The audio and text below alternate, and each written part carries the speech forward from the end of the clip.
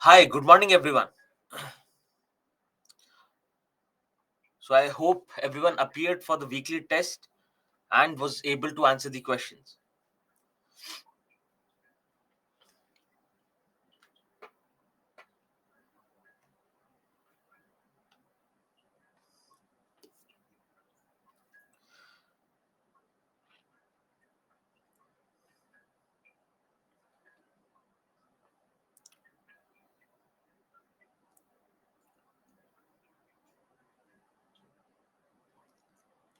Did you face any problems with respect to answering the questions?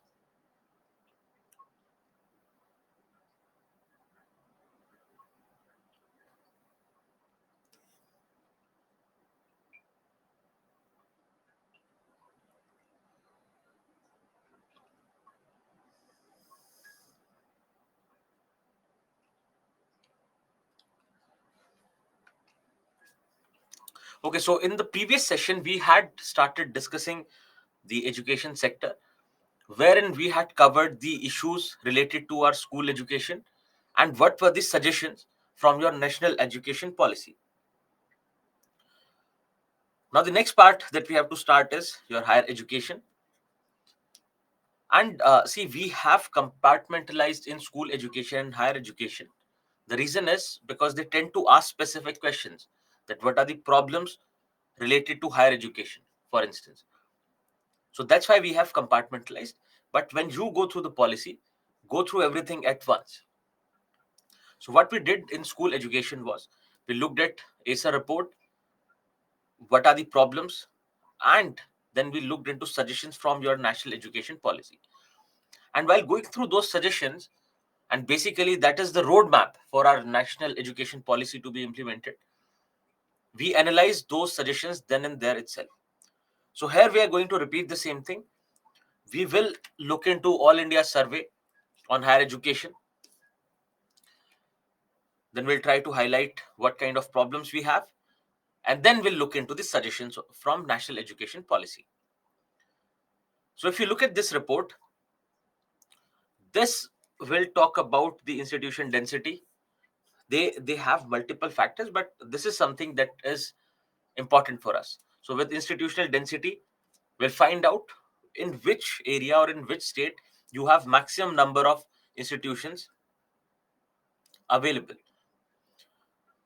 Then he'll talk about the gross enrollment ratio. If you remember, gross enrollment ratio was a point there in school education, but we see that close to 98% gross enrollment ratio has been achieved. But here we'll see what is the status. Then you have pupil teacher ratio, the shortage of manpower, the shortage of human resources.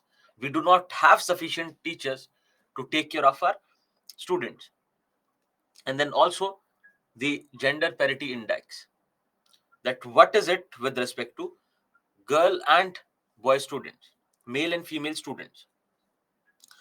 So what we'll do is we'll look at the observations. Again, we do not have to remember all the observations or any of the data, but you should know. I'll highlight the important ones from the observations. I see that student enrollment has been going up over the years. The number of students who are enrolling in this in higher education has been going up. Then, if you look at the number of universities and number of colleges, they are also on a rising trend. But the thing is, if you look at the state-wise distribution of these colleges, you'll find that there are few states, and these are the top 10 states, where you have maximum number of students and colleges.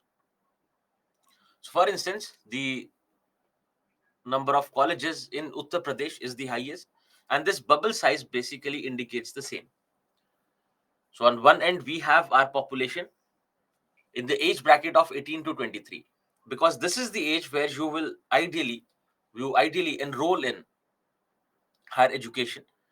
So, in this age bracket, you see that Uttar Pradesh has the maximum number of students, but has the maximum number of colleges as well. But if you look at Bihar and West Bengal, they have quite high number of students, but the number of colleges indicated by the size of this bubble is very less. So we have regional disparity. So there were multiple graphs. You need not go through everything. We will just look at the observations of this report and try to figure out what can be the potential problems. Now, yes, there has been an increase in the number of universities and colleges, and also you find women exclusive universities also open. So, wherein only women students can take admission. Now, number of colleges per lakh population. Eligible population is the population in this 18 to 23 age bracket has also increased. Then you see that about 43% of your universities and 61% of your colleges are there in rural areas. So one thing that we find is, yes, the number of colleges have been increasing. The number of colleges in proportion to our population have also been increasing. And there is an even spread with respect to urban and rural areas. But is this spread according to the population that stays in rural areas? That is a question. Then you'll find various regional differences, as already highlighted, that there are few states like Uttar Pradesh, Maharashtra, where you have maximum number of colleges and universities located. Whereas there are others like Bihar, where you do not have. Then your 65% of the colleges are private colleges. So we have a good number of private colleges as well. And you remember from school education and health that when we have this high number of private colleges or high level of privatization in a sector, it will lead to some problems. And we'll see what are those problems. Then if we talk about the enrollment ratio of male and female students, we find we do not have a lot of difference. In fact, the gross enrollment ratio for female students is 27.9%, whereas it is 26.7% for male. So you remember this exception because generally, when we speak about gender parity, we generally find that it is the girl students or the female students who are lagging behind. But it is not the case. In fact, the girl students are faring better compared to your male students. Now, can someone possibly think of the reason? Why do you find gross enrollment ratio higher in female students compared to male students? Can anyone highlight the possible reasons? And also, if you see that if you move towards higher education, the gross enrollment ratio is very less. So, this means that if 100 students are passing from our school education system, only 27% out of them enroll in colleges or in higher education. Okay, so Arun, just saying marriage.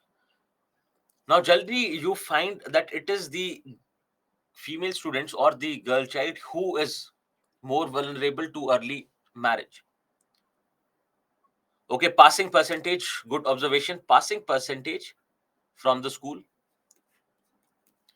Then what else? Absolutely. So, male students have to go for labor, they have to take care of the financial responsibilities.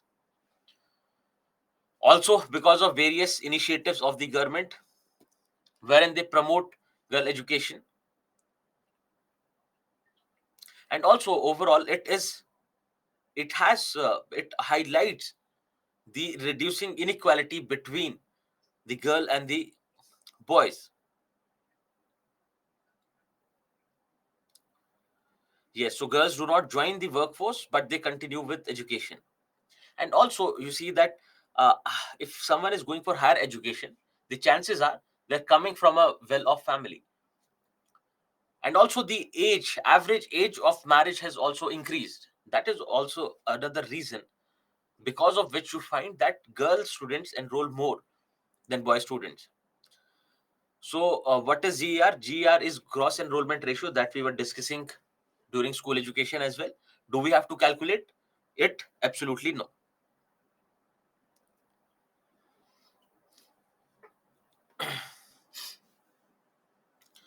Yes, so we find that generally it is the female students who lag behind. But here we find in higher education, it is the female students who are actually leading. Then you also find increase in the enrollment of students belonging to OBCs, SCs, and STs.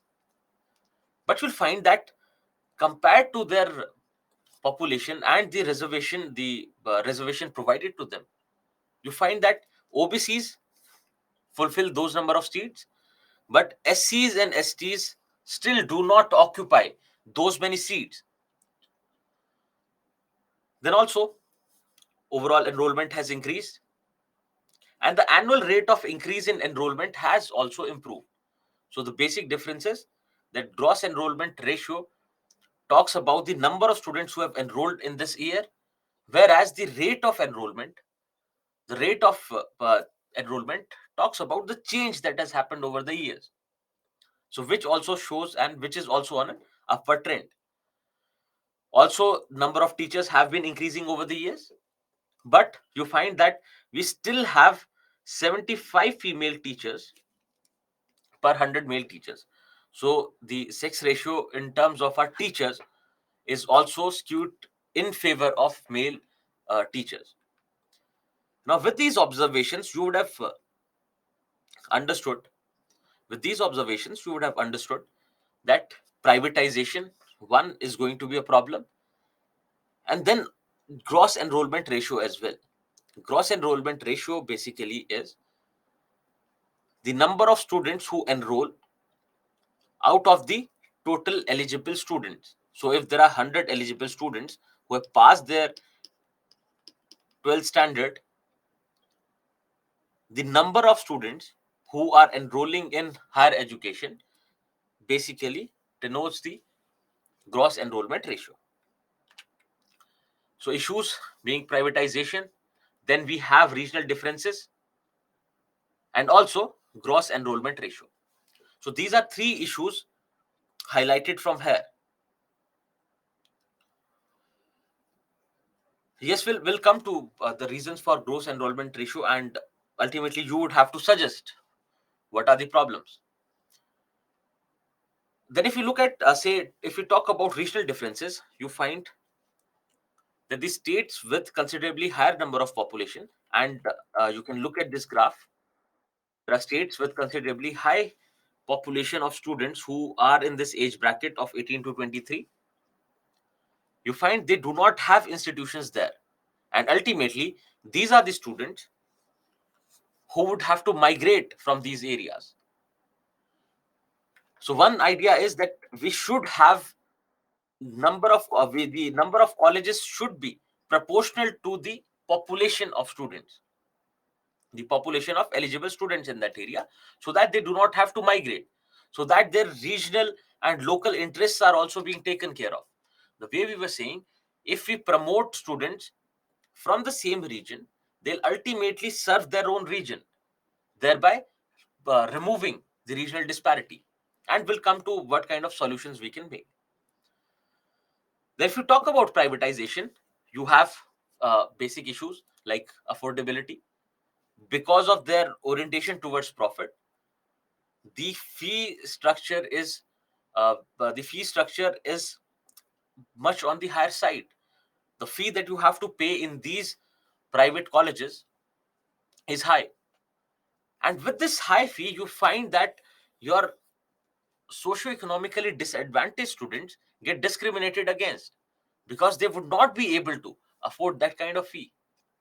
And also, this discrimination is also on the basis of the regions you are coming from,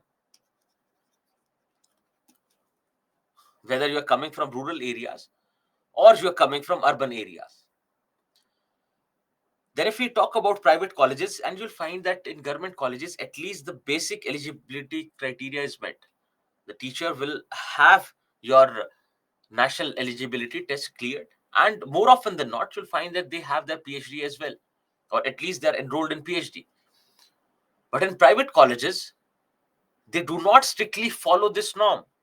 They do not strictly follow the norm of uh, uh, national eligibility test. Now, so here we see that this is also a problem with respect to our human resource. that we do not have uniformity when it comes to recruiting our teachers in private and public colleges, which has to be dealt with, because if someone's not eligible, the chances are they would not be able to maintain the quality.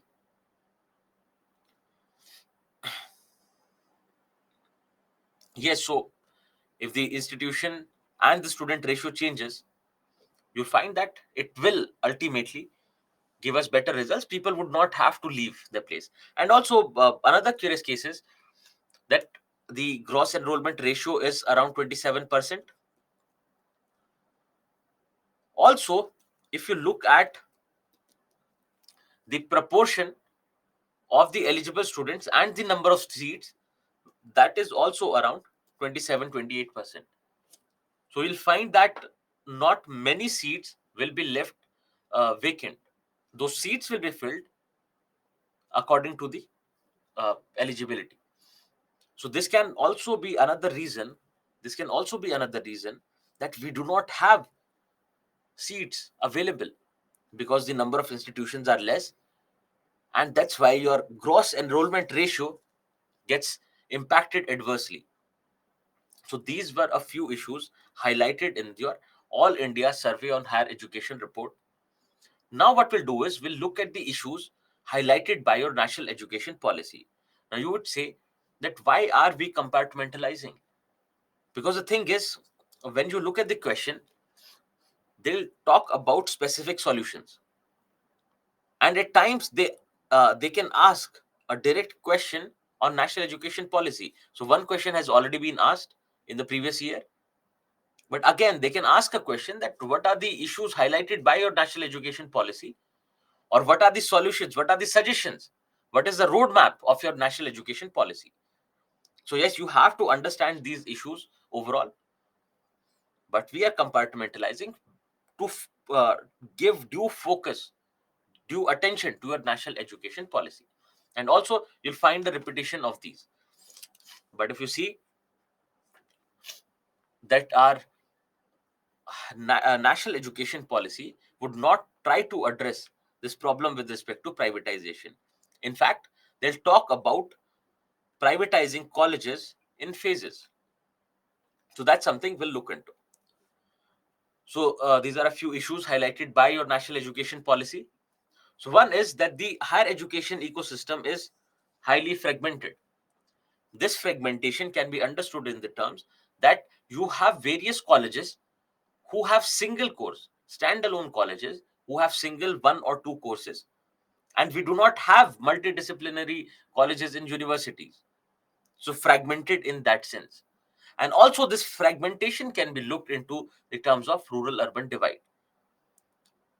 So what can be the suggestion? You can already start thinking about it. Less emphasis on development of cognitive skills and poor learning outcomes. This has been the problem there in the school education and here as well. And this is very obvious. The reason is, if you do not develop those learning abilities, cognitive skills, critical analysis during your school days, you cannot follow it, or you cannot push it in your college, during your college education or higher education as well. So the base is the school education. If the base is not right, if there is problem with the base, it will reflect on the structure that you create over it. And this is the reason, again, I always highlight that we do not even read our NCRTs properly till 12th standard. And it can be because of the teachers as well, that the way that they teach is not right, but the basic learning capacity is very poor in our students.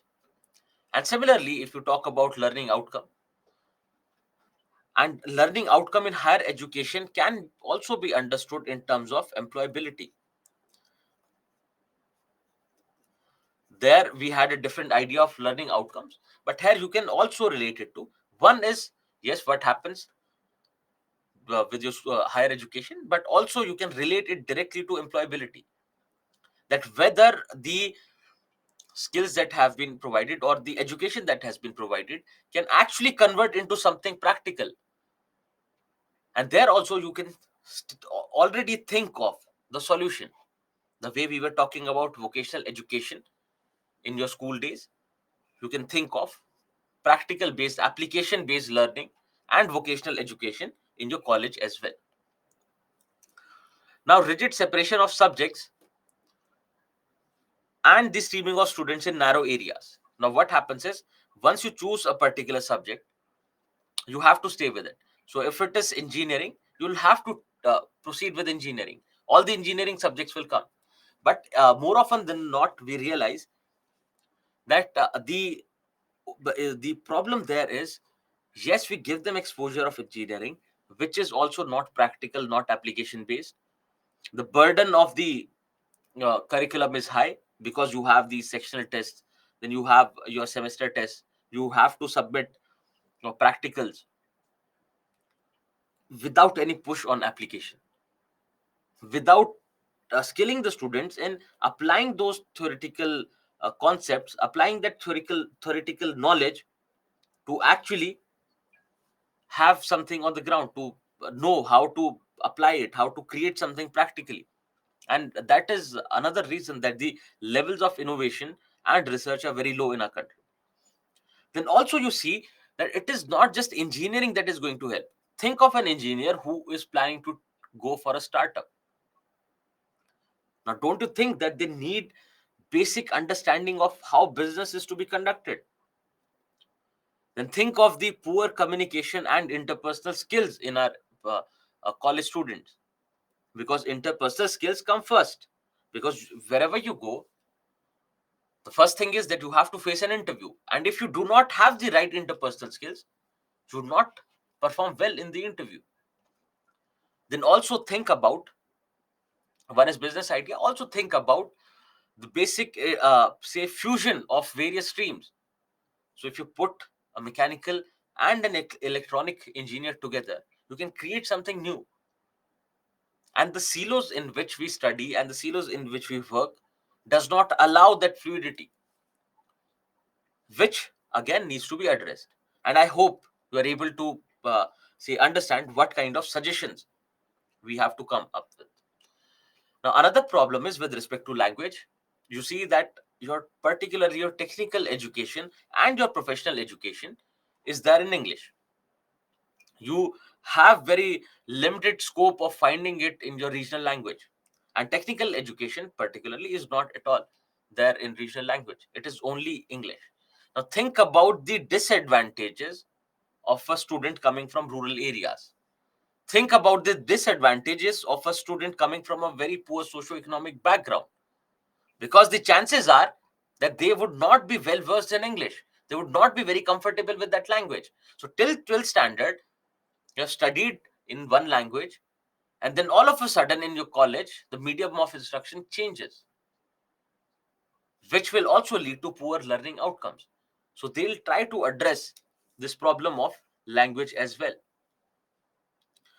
Then again, you have very limited teacher and institutional autonomy. Now, one thing is understand this autonomy from the curriculum point of view. Now, the curriculum is decided by the university, and you have to follow the same. Not just curriculum, but various aspects of it. How you have to proceed, what has to be covered, in what manner has to be covered. Everything is being dictated. Everything is being imposed on the teachers and the colleges. They do not have a scope of making changes according to their demand. Now think about this.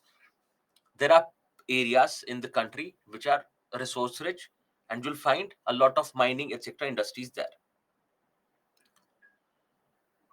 Then also there are areas which have more spread of service sectors, areas where you have manufacturing units of, say, cars, automobiles located. So we have regional disparity with respect to that.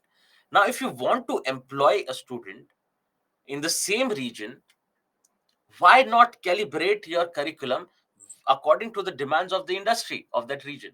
Now, we are not saying that you do not provide them other options. but majority of the students would want to stay and serve in the region. So calibrate that demand, that regional demand, to the industry. And again, already we know that there is a huge gap with respect to what the industry demands and what we are able to provide. And that is the reason we were talking about your vocational education there. So limited autonomy in terms of curriculum and the flexibility with respect to curriculum. Now this autonomy also, when you talk about institutional autonomy, it also is financial autonomy. And this is where you'll find that the national education policy gives an indication that if you want to make an institution autonomous, you have to make it both administratively, academically, and financially autonomous.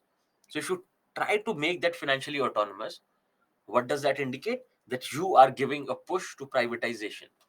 So rather than addressing the issues related to privatization, you can see that there is an indirect push or indirect indication towards going for privatization. Now, again, we do not have facilities available for career management and faculty advancement. You think of it both in terms of students and teachers. Now, think of a student who has been studying well. Yes, the college is good. There'll be placement drives that are going to happen in the future. And also, you find the disparity that it is only a few institutions where these placement drives happen. And there are many institutions where you do not have any kind of placement support provided by the college. So think of the student now, apart from the theoretical knowledge, apart from whatever basic skills they would have learned during their duration of study, they will need interpersonal skills. They'll need professional skills. For example, for any industry right now, your advanced Excel becomes important. If not advanced Excel, but the basic Office Excel, etc., become important. So these basic skills are also not being imparted. Students, you find that if you go to a company, if you look at the trainees, a lot of them are not even able to deal with basics of Google Sheets, for that matter, or Excel sheets, and which is something that has to be used. Even if you are in sales, you would have to maintain and manage a Google Sheet. Even if you are in education, you would have to use Google Sheets for some or the other reason. And as students, you might be using that as well to indicate what portion of the syllabus has been covered. So those lack of basic skills, and also a basic career counseling, because yes, a few of you might be there from good colleges, good universities, where they have career counseling wings, wherein your teachers and your experts will help you with deciding and choosing the career, what will be the right direction for you. But most of our colleges and universities do not provide any kind of those services.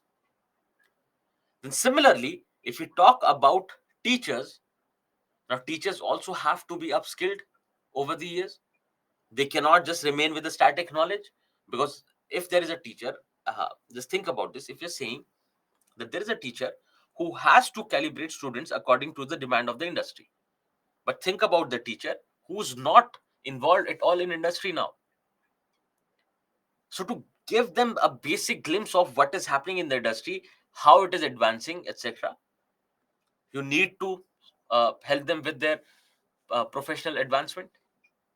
And also there has to be a push, there has to be an incentive, motivation for them to learn new things, because generally you find that once they're selected, once they start teaching, everyone stops learning. The teacher themselves stop learning, which is a worrying sign, because if they themselves do not know about the demands of the industry, how are they going to calibrate the students according to that?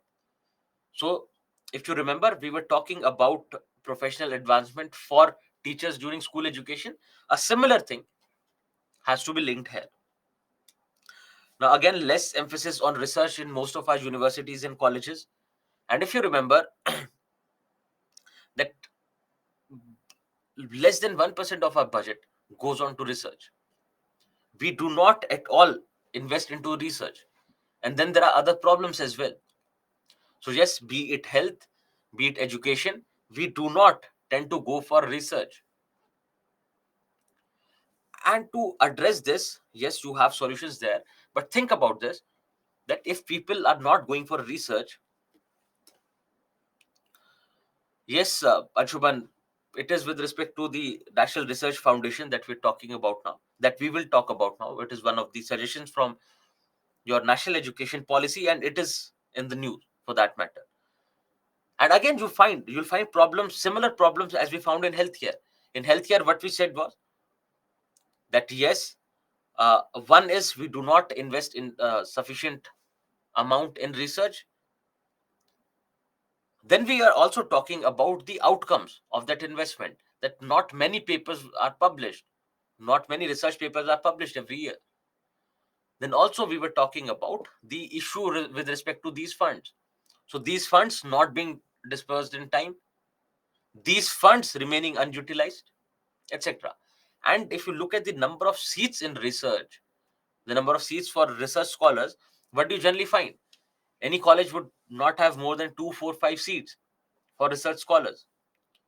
They might have a student base of more than 5,000 students, but they would not have more than 5, 10 seats, which is problematic, because it reflects on whether we are actually ready to, or whether we are willing to invest in research or not.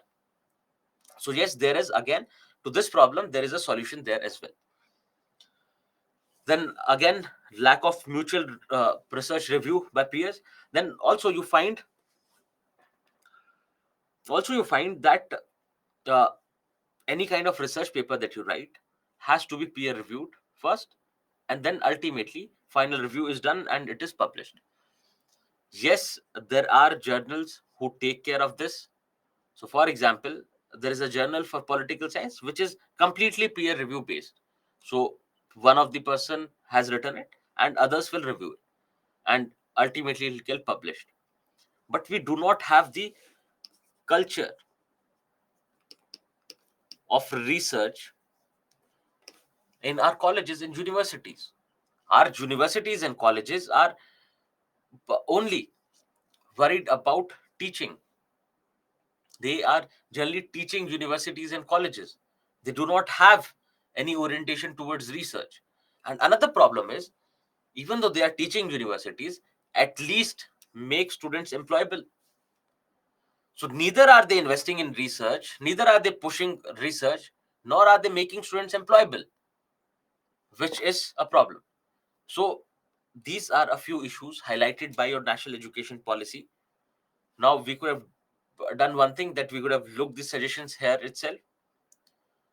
But what I've done is we have compartmentalized so that you have convenience while going through it later, and you have everything in one place. Now let's look at what can be done. So problems being lower gross enrollment ratio, problem being research, problem being language, right? So all these kind of problems, the problem again is uh, your teachers, quality of teachers, availability of teachers, etc. So all these problems will be addressed through these suggestions from NEP. And also it has been not more than 3 years since the national education policy came out.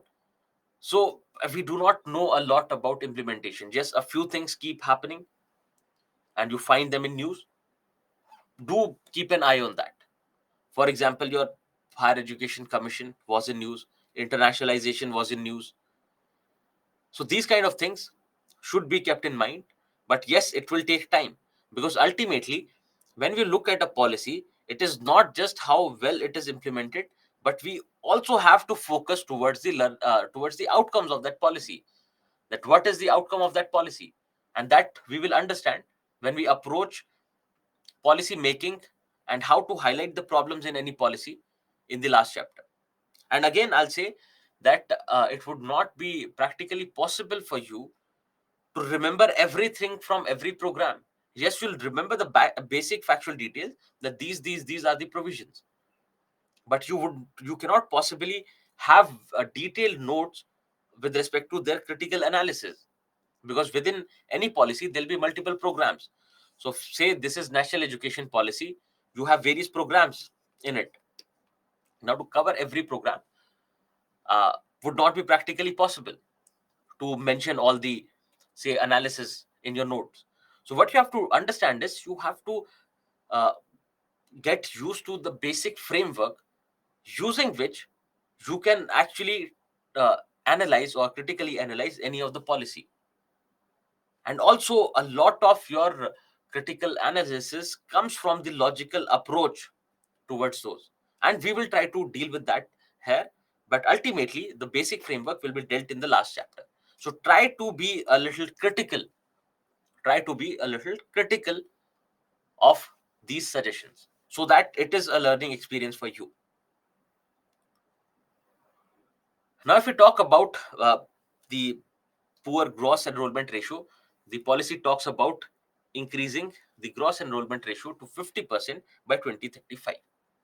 That means at least 50% of our students coming out of our schooling system who are eligible to go for higher education should go for higher education. And why is it important? Because it will give you skill set, it will help you get a job, it will help you get work. And this also can be related directly to the idea of demographic dividend, and I hope you remember that. So if to increase this gross enrollment ratio, apart from other things that will keep coming across, the policy talks about giving these institutions as an option to run open distance learning and online programs. Now I find that we have only limited universities who provide distance learning and online programs. So giving a push to these distance learning and online programs will be helpful. Now think, how can these open distance learning programs and online programs can increase gross enrollment ratio? How do you think they can? So one is the positive side of it. How can they, in your opinion, how can they help with increasing gross enrollment ratio?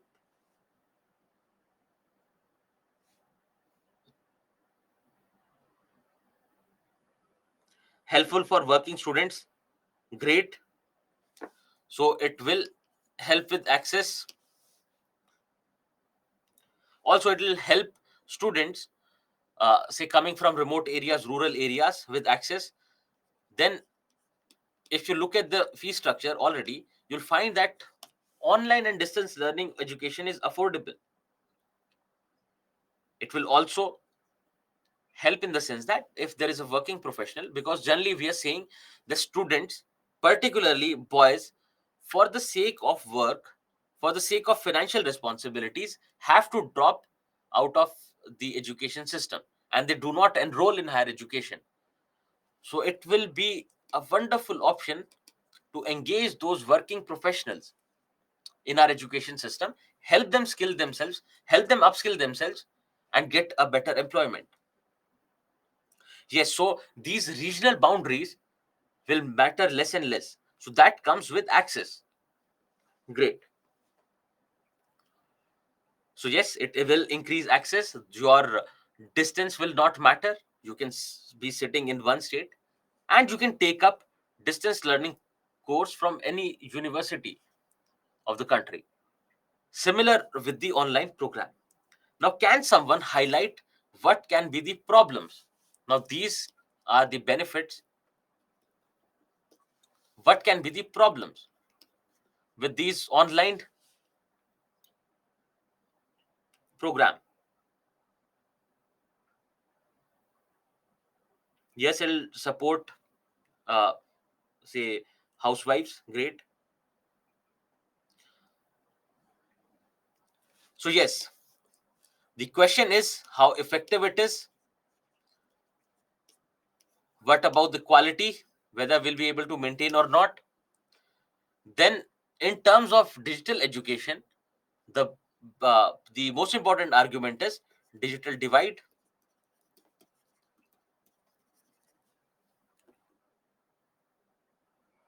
Yes. So what happens when you are not in you are not available in the classroom physically.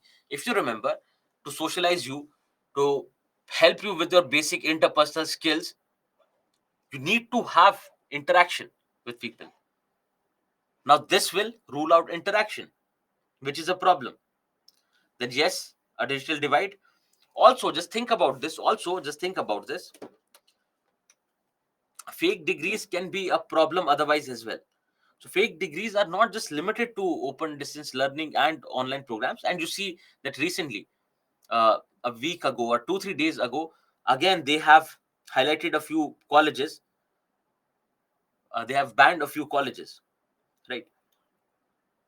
So yes, we can question the efficiency, the quality, the availability of digital infrastructure, the digital literacy that people have, right? Fine.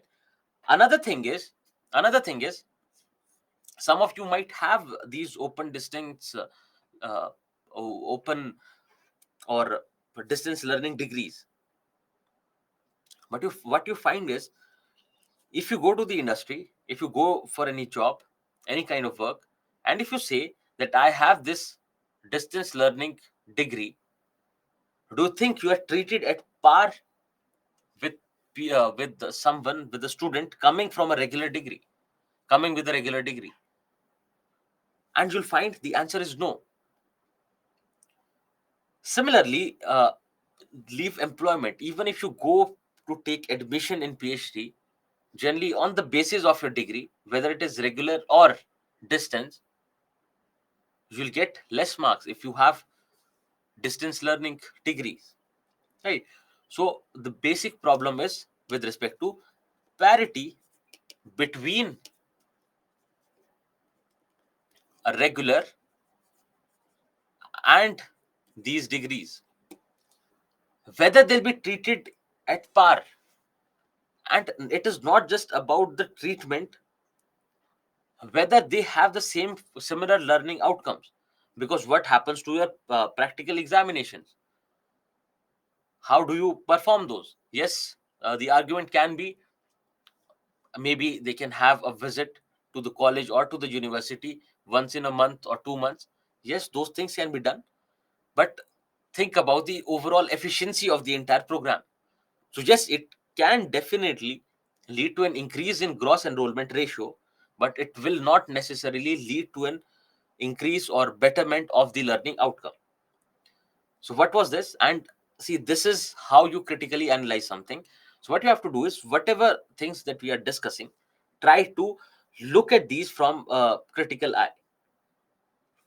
Yes, so degree will be there, but learning would not be there. Yes.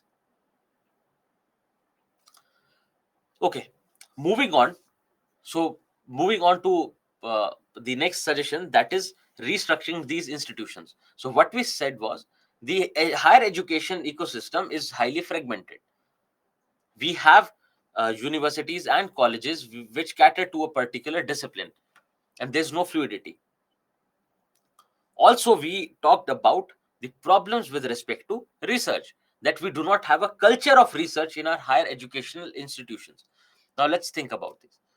What if in the same university, in the same campus, one idea is that you have uh, education available for multiple disciplines. So you have management, you have engineering, you have medical, etc. So you have multiple disciplines available to be taken up in the same campus. One idea is that. What will happen if you are staying in the same campus? The chances are that you'll get in touch with other people. So there is an enhanced learning, not just only in terms of students, but even your teachers. They'll also have interaction amongst each other, and they'll also have a better learning experience. One. Second thing is, in terms of curriculum, now this is with respect to universities, but let's think about curriculum as well. So if we introduce subjects like communication skills, subjects like business studies, etc., with our other education as well, so that everyone gets a glimpse of everything. Because if we say have if we are teaching engineering, one thing that has to go hand in hand is your environmental studies, your studies on sustainable development. Similarly, one should have the basic idea of how the business ecosystem works, what are various legal aspects related to it, so that it is comprehensive. If they want to get start something on their own, they will be able to. Then also it enhances the overall understanding, because even with your employment it is going to help, because there are only very few jobs where you need specialized skills. Now again, even in the industry, they want people to multitask, take up machine learning and uh, data analysis together, for instance, apply artificial intelligence in other domains, etc. So yes, that can be done on the level of curriculum. Then also, let's have students from various disciplines in the same campus. Let's have various courses in the same campus. Let's create these multidisciplinary universities where students from all the disciplines are available. This is one dimension which can pretty much uh, which can provide a solution to the problem of narrow streams that we are fitted into. Then you think about developing a culture of research. So there can be a university where not just teaching, but due importance is given to research as well. So much so that you have given equal importance to research and teaching, that you have equal number of seats for teaching and research. Now, what will happen? So they are talking about, first see, they are talking about three kinds of institutions. One are research universities, where equal focus is given to research and teaching. Then there are teaching universities, where focus is primarily on teaching, but yes, it is not devoid of research. Then there will be degree granting colleges, which will focus primarily on undergraduate teaching. HE means higher educational institutions.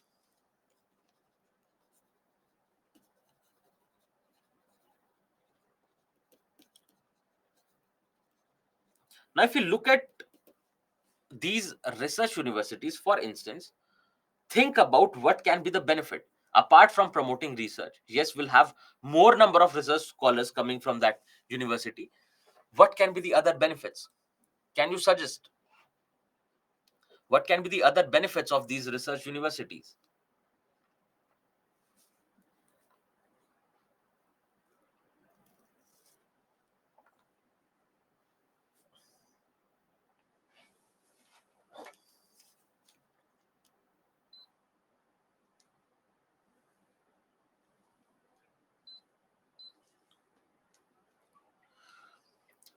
Yes, so it will promote a culture of research, increase in number of patents, etc. filed.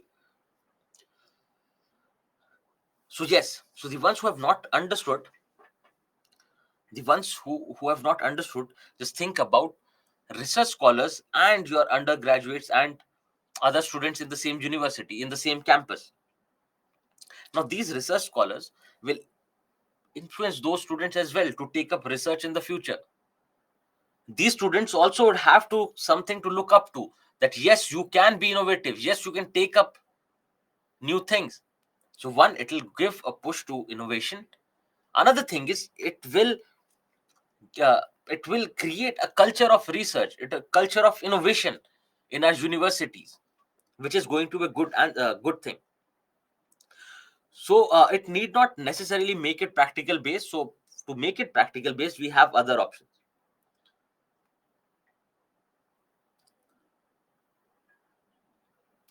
Yes, so recent ISRO collaboration with various universities to launch their minor projects. And also, if these universities, one, are giving equal importance to research, on top of that, they are multidisciplinary. So think about various research scholars from multiple disciplines coming together and creating something innovative, creating something new, and which is the need of the hour. These large multidisciplinary universities mean, you think about your Delhi University, you have various courses ranging from humanities, commerce, engineering, medical. You have everything together. But there the problem is the campus is not in one place. So you can think of any big private university which has multiple courses in one place. For example, Amity University. For example, LPU, CU, etc. You have various examples.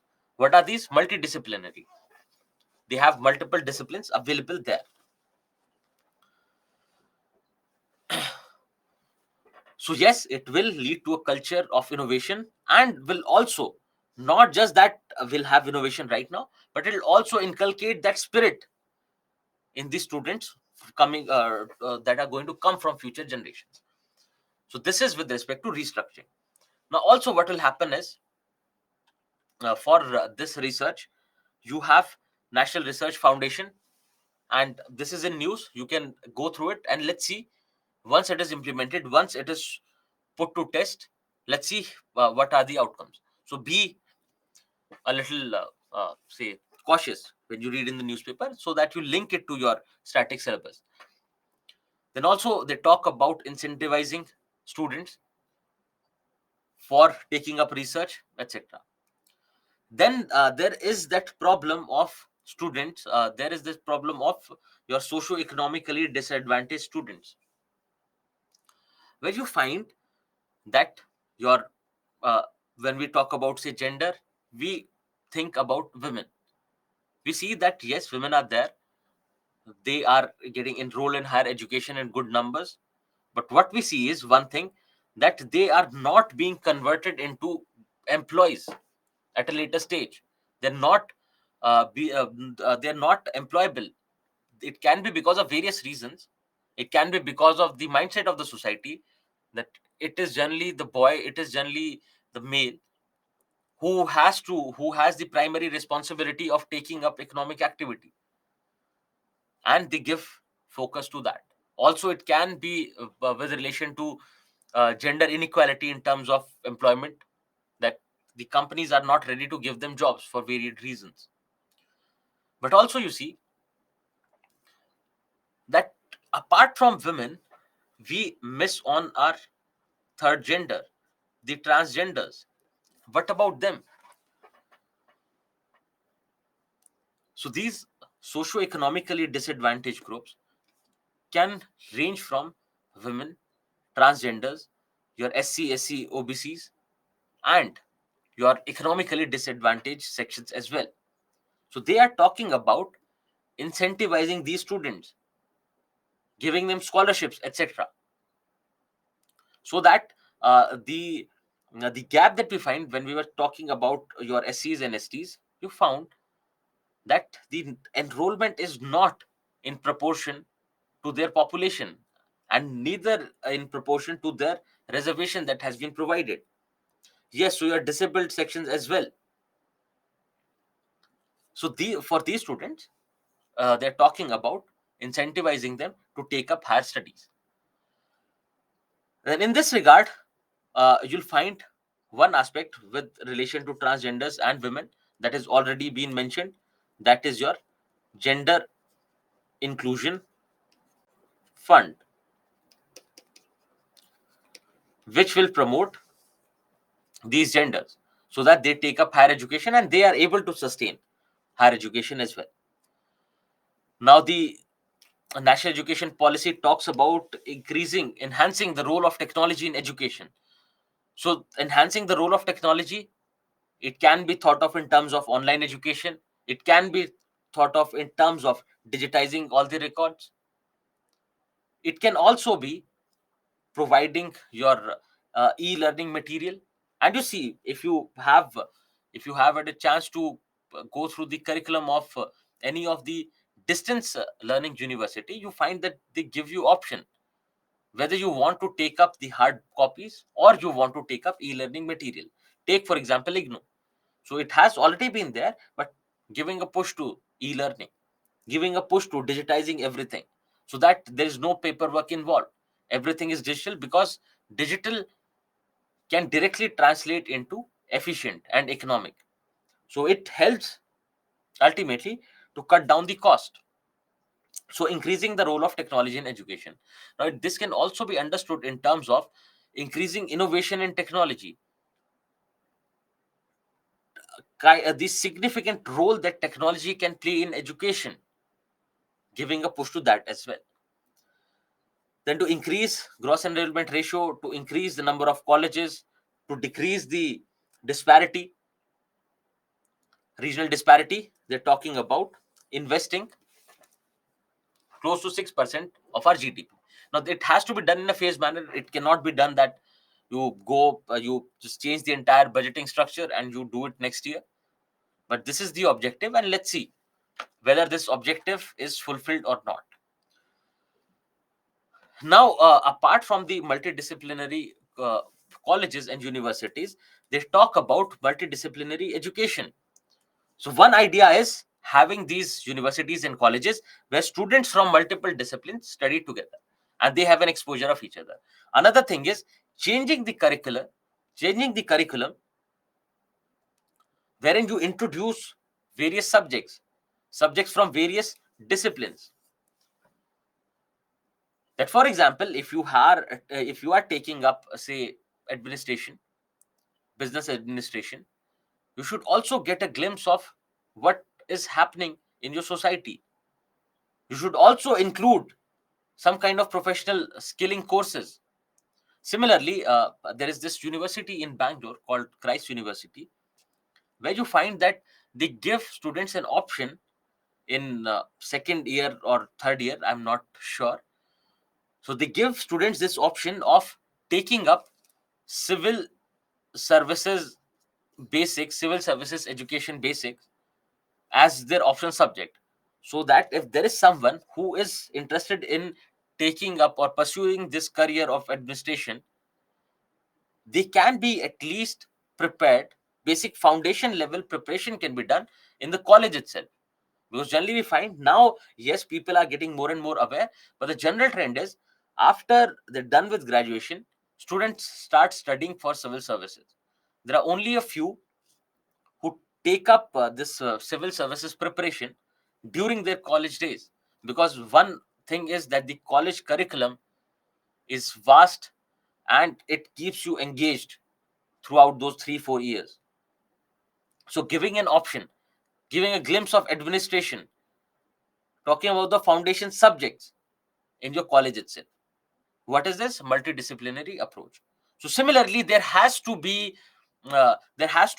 say exposure of various disciplines to students from each and every discipline.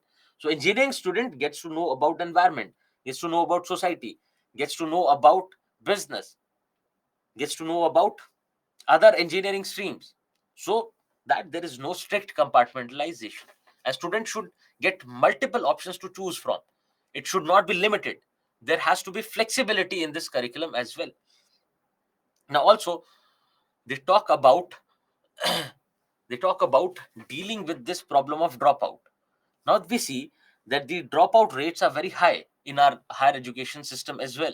The way the dropout rates are very high in school education, similarly they are very high in our higher education as well. And what happens, you have taken admission after 10th after 12th standard, you have taken admission in, say, engineering course.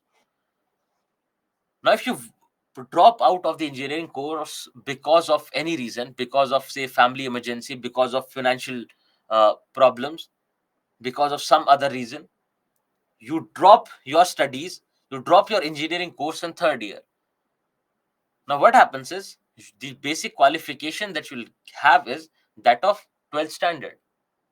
These 3 years that you have invested in that education are lost, are completely lost. So to tackle with that problem, they're giving an option of multiple exits, that if you drop out after 1 year for some reason, if you have to drop out after first year, you get a certificate. After 2 years, you get a diploma. And similarly, at the various stages that you drop, you have various options, so that if you drop out, at least you have some qualification. You can, whatever skills you have learned can be put to use. But think about the problem. Can someone highlight what can be the problem with this? Giving multiple exit options.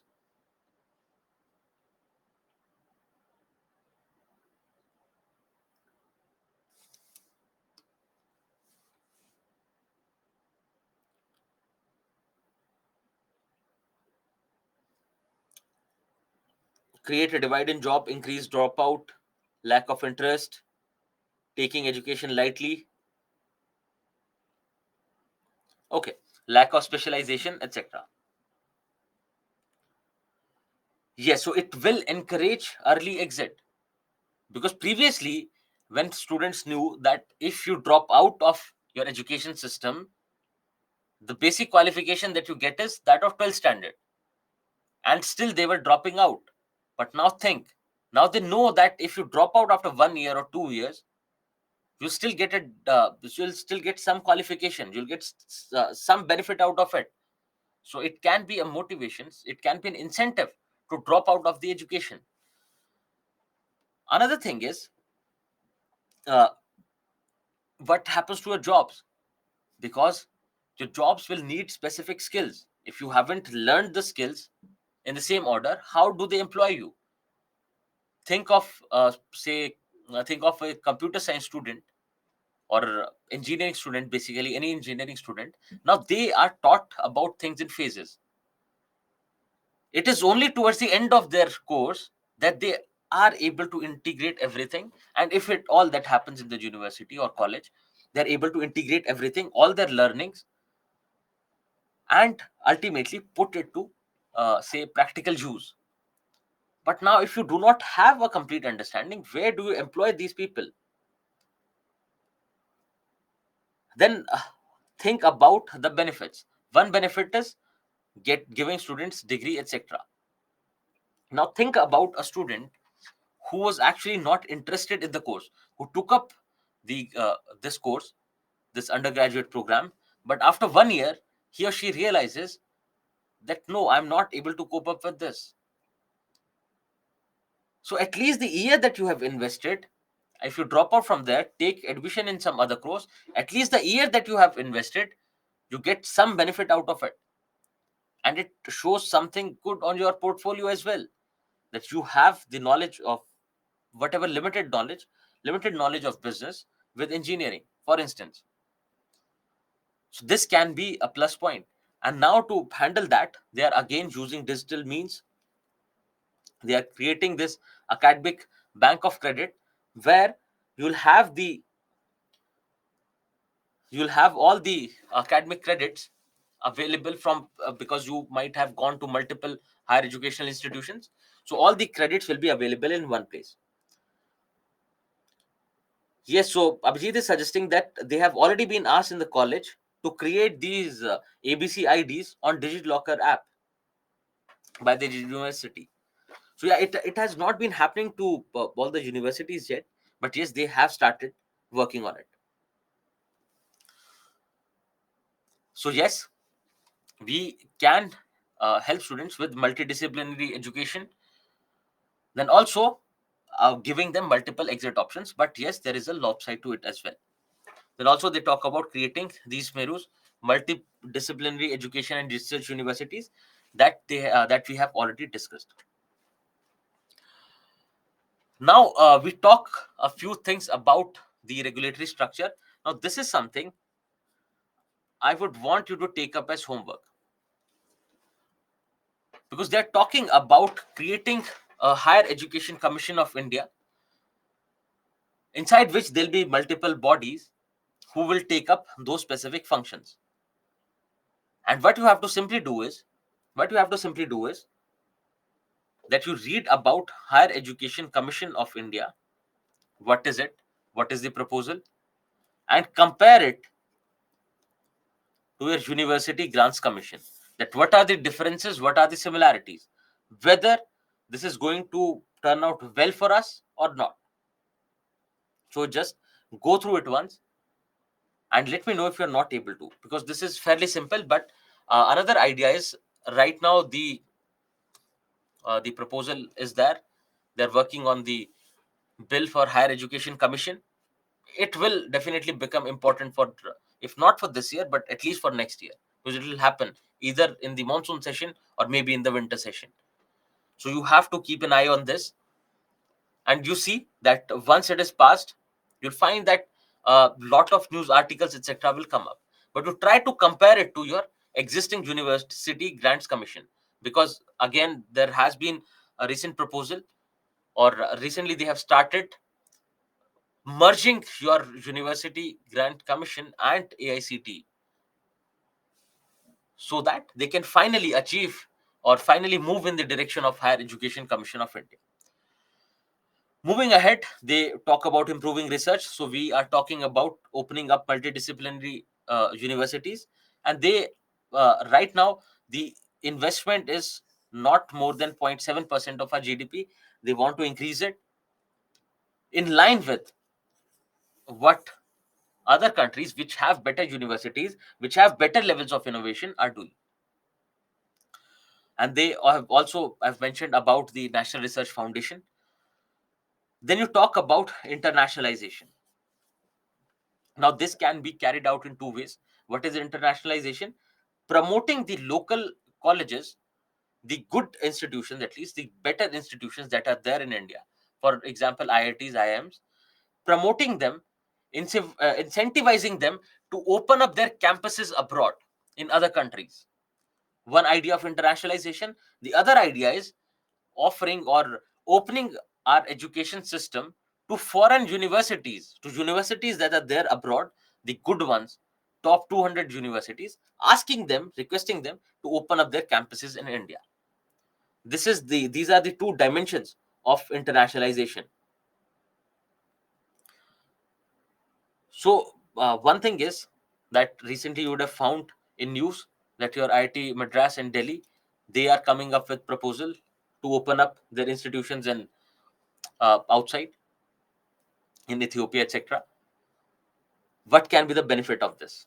Now we say that opening up our institution in some other country, how would it benefit the students and the education system here? So let's take up the first dimension, opening up of Indian universities abroad. So yes, there will be sharing of knowledge.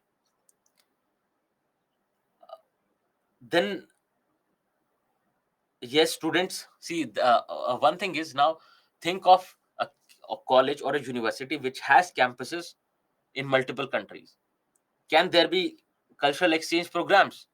Can there be student exchange programs? Also, it will add to the face value, because even our institutions, for that matter, will learn a lot. They can also improve on expertise. They would also get to know what is happening around, what is happening across the globe. They'll also learn new methods of teaching. They'll learn new methods of innovation. So this can be the benefit. Yes, so it adds to the diaspora. So we were trying to limit it to the education. So yes, it will have other benefits like remittances, Indian diaspora abroad, because then that also is helpful in diplomacy. Now the other idea is allowing select top global universities to operate in India. What can be the benefit of it? So one idea is similar, that you will have those you'll have a transfer or an exchange of knowledge between people, or between students and teachers from here, and between students and teachers from abroad. Because if they are opening up these campuses, it is not just Indian students who will benefit, but there'll be students coming from various countries to study here. Another thing is, you find that you have to now, if you want to take up good quality higher education, you'd have to go all the way either to the United States or the UK or Australia or Canada, and you know how expensive that venture is. So one is limited access, because not everyone can get admission there. And another dimension is affordability. So if those good, brilliant institutions are available in India, it enhances the access of students to quality education in India, and also it makes it affordable, because the highest courses, apart from your tuition fee, the highest amount goes into staying there, your accommodation. So those issues can be addressed. But can there be problems related to this? Apart from the better exposure, apart from the better access and affordability that we get, can there be a problem with respect to this internationalization? Can those universities once set up in India, can they create a problem for us? So yes, not some, but a lot of students go abroad to find employment opportunities there. So okay, what happens to the local universities and colleges? Can they lose their importance? Because if you get very high quality education and say they are not able to compete, they are not able to uh, increase their standards, what happens in that case?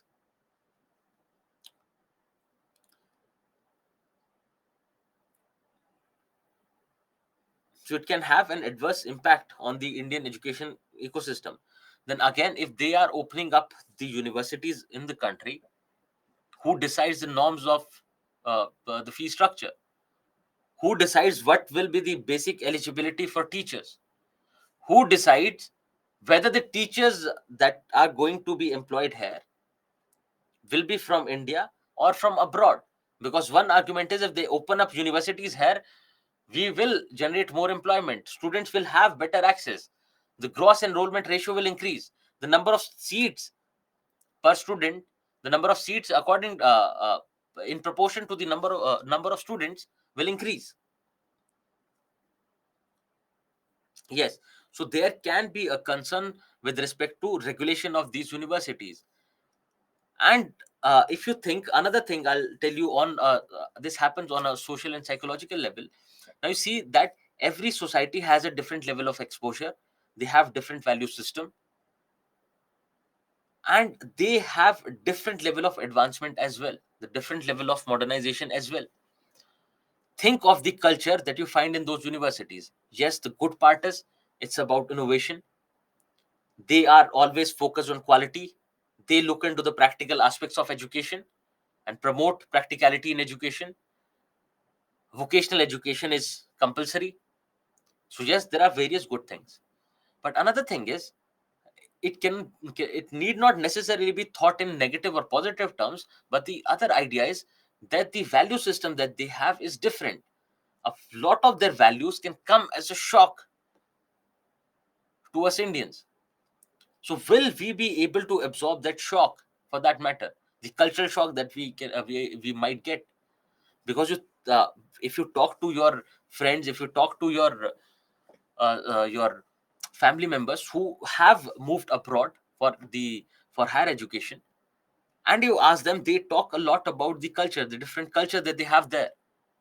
So what kind of impact that will have here?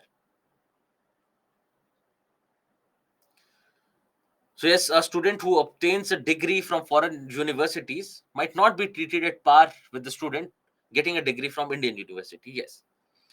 So again, international universities are resourceful. They have uh, huge resources, so which can negatively impact or destroy local universities and colleges. Yes, so recent government notification, I have mentioned it in the PPT. I'll show you once.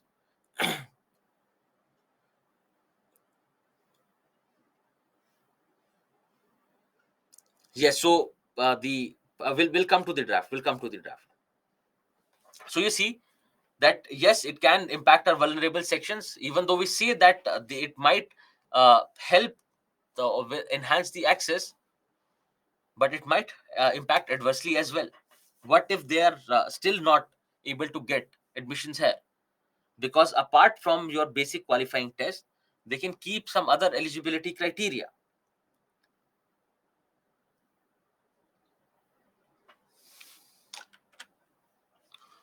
Now, apart from this, they're talking about increasing vocational education. If you remember, they were talking about starting vocational education from your secondary education, that is 9th standard onwards. After 8th standard, you start getting vocational education. And also, they talk about extending it to higher education as well. Why? Because if we compare ourselves with other countries, we find that less than 5% of our workforce in this age group actually has any kind of vocational education. Less than 5%. So 95% of us do not get any kind of vocational education.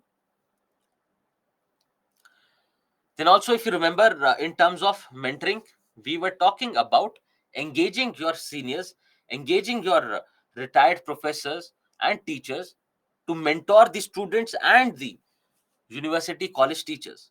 So they have a dedicated program for that as well. And on these lines, you'll find that recently this draft UGC campuses of foreign higher educational institutions regulations were in use, that few of you are talking about. So which relates to this internationalization that our national education policy talks about. And you can think about this, what can be the benefits, because right now these are draft rules, let's wait for them to get finalized, but you are already getting critical analysis of the same in the newspapers, so that you must go through. And also you have all the say negatives and positives which can be discussed. So I hope you will go through these draft rules and try to analyze them, that what can be the problems, what can be the possible solutions for the same, because regulation is something that will become a major issue. Apart from other things, regulation is going to be a major issue.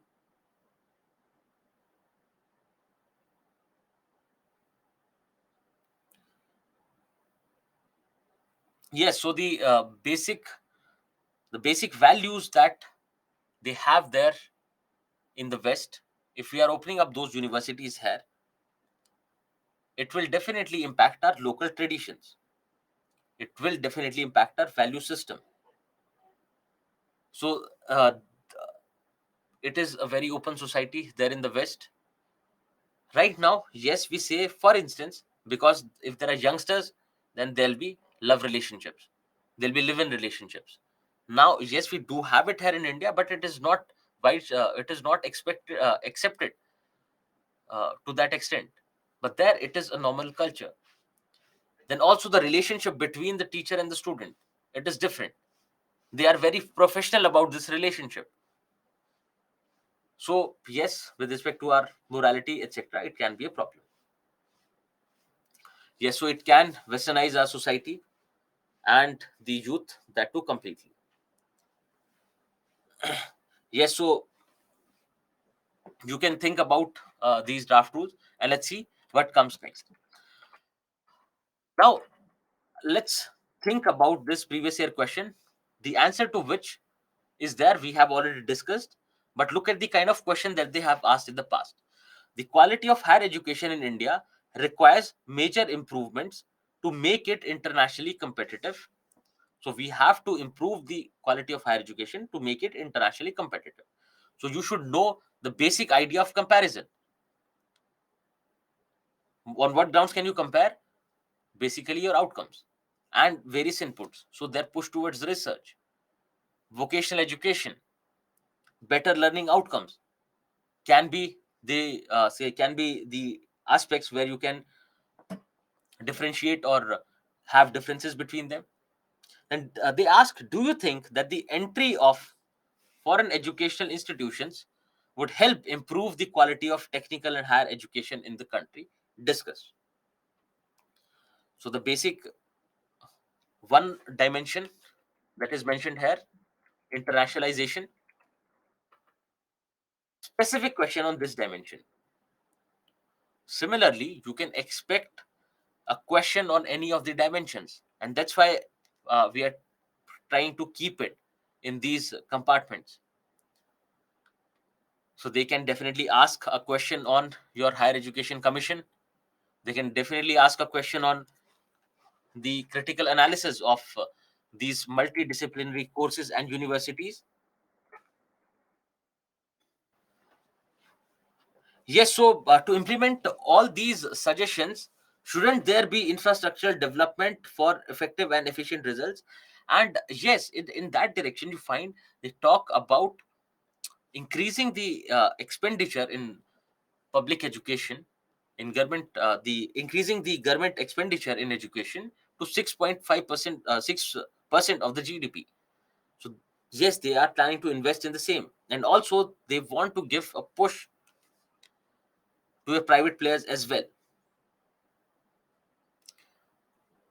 So you can, I think now you can easily conceptualize this question. So let's discuss the structure of it. I think the points of the body, one, it is mentioned here.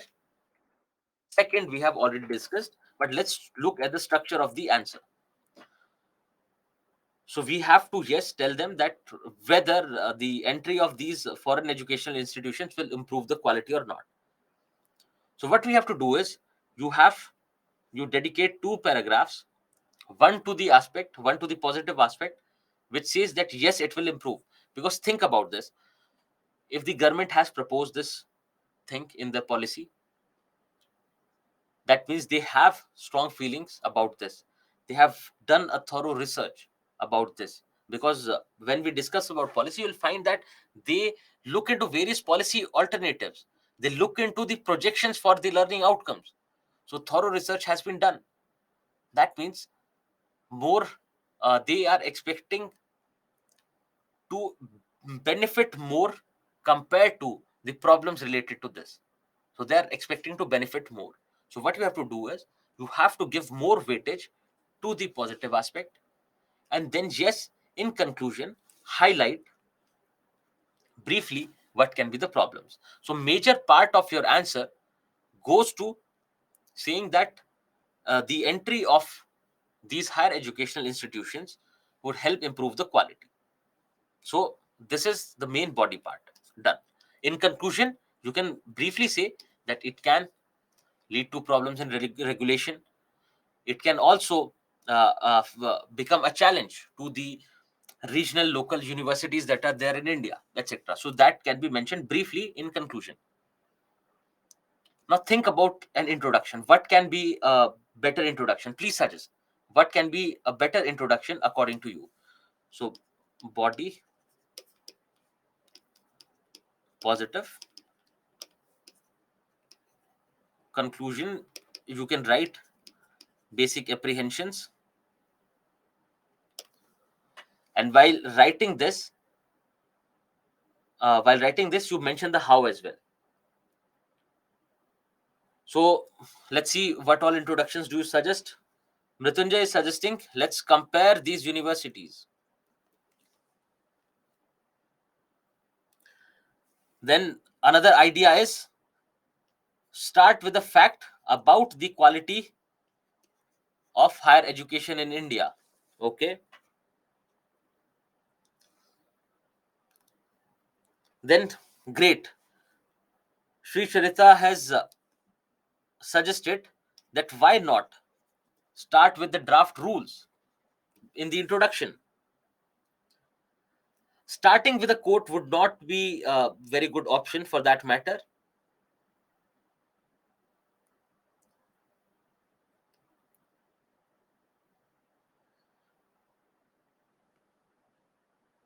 So no, rather than see, okay.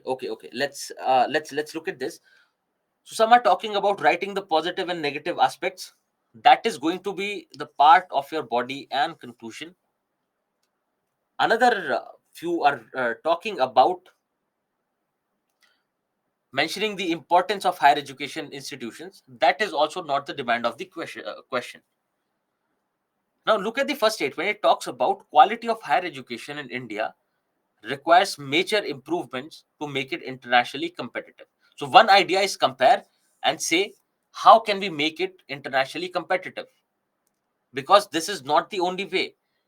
Opening up of foreign educational institutions is not the only way to make our education internationally competitive. One. So you can mention other factors. I hope that is okay. So that is basically a comparison between the higher education institution from abroad and the Indian institutions.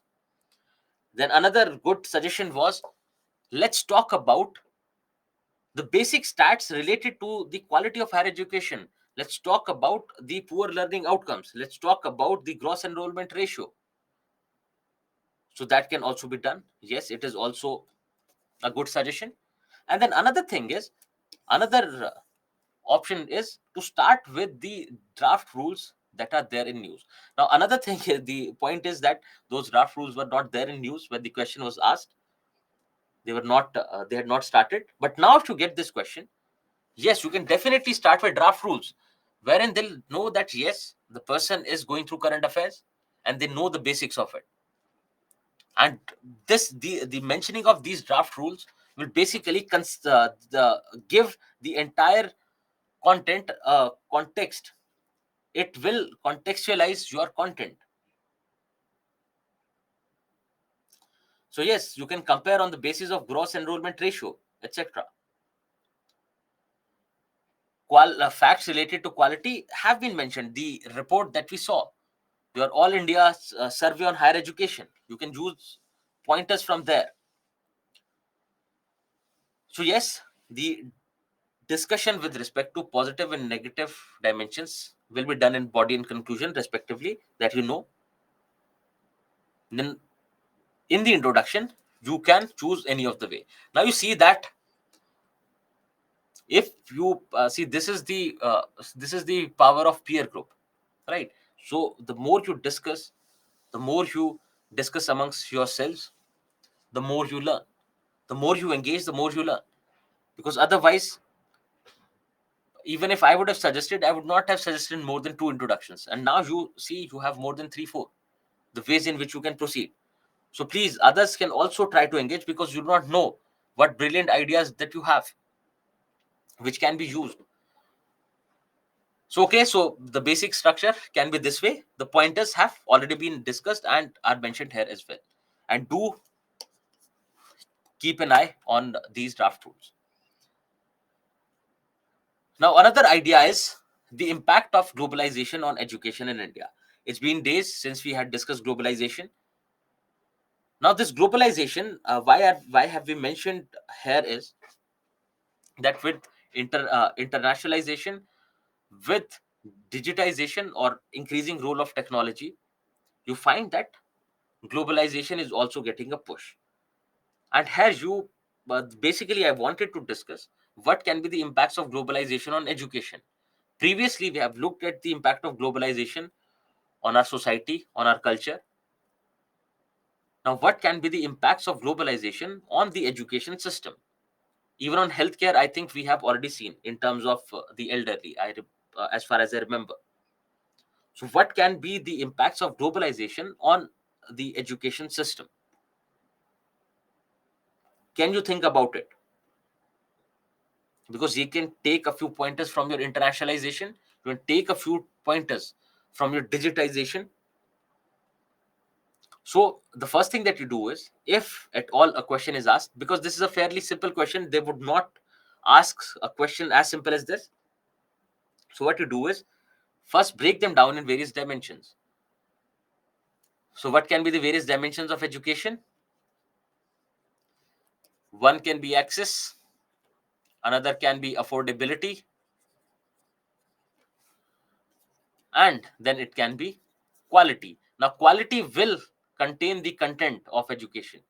Yes, because there can be changes with respect to teaching methodology, there can be changes with respect to curriculum, etc. Now, think in these terms. So, increased access, right? Think in terms of these structures. There can be increased access with globalization. With globalization, education can become affordable for by setting up international universities here, going for online or digital mode of learning. Think about, use example of online learning programs by Harvard and other universities. So you can access those courses sitting at home here.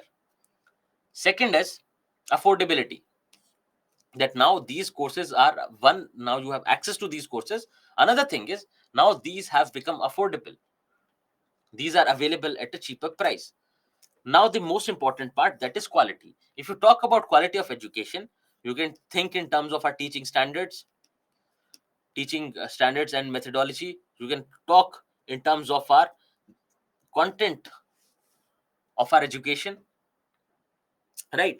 So here as well, you see that because of say exposure to various ways of teaching, various methods of teaching, new content of teaching, we learn and we improve. Second, because of the global competition, we try to improve ourselves. So even the regional universities, local universities, Indian universities will try to improve on the quality aspect. Then you talk about the content. The content will also change because we will definitely adopt a few things from there, and they will also adopt a few things from us. Yes, so it can uh, uh, not always contribute to teacher pupil ratio. It can be only in specific cases, but at least most number of students will have access to education. Yes, so better innovation, better thinking, better market experience, etc. So these are the few dimensions about globalization that you can think. Now similarly, you can talk about the negatives. These are positives, you talk about the negatives. Now, they need not necessarily be affordable. You can think in terms of digital divide. You can think uh, in terms of unequal access to socially disadvantaged groups. Then you can also think in terms of changing the content of our education, because there is a possibility that globalization can completely westernize our education. We already have issues with relation to language, that people are not able to learn in their regional language. People have to stick to this language called English in technical education, so which will affect that as well. So I hope you are able to understand. The only idea was to tell you how to break down education in its various dimensions, because generally we go for social, political, economic, etc., technological, but when it comes to these, like healthcare, it was always access, affordability, and quality. Even in education, it will remain the same. So whenever it comes to any kind of service, you have to break them down in a different way. So yes, these can be beyond the reach of poor students. It can erode our traditional values and ethos. English may dominate fully. Great. So yes, these can be a few pointers that you can mention. Then digitization of education has already been discussed previously. So what you have to do is, what can digitization bring to education? Again, what you have to do is access, affordability, quality. Then you look into the positives and also critically analyze and look into the negatives as well.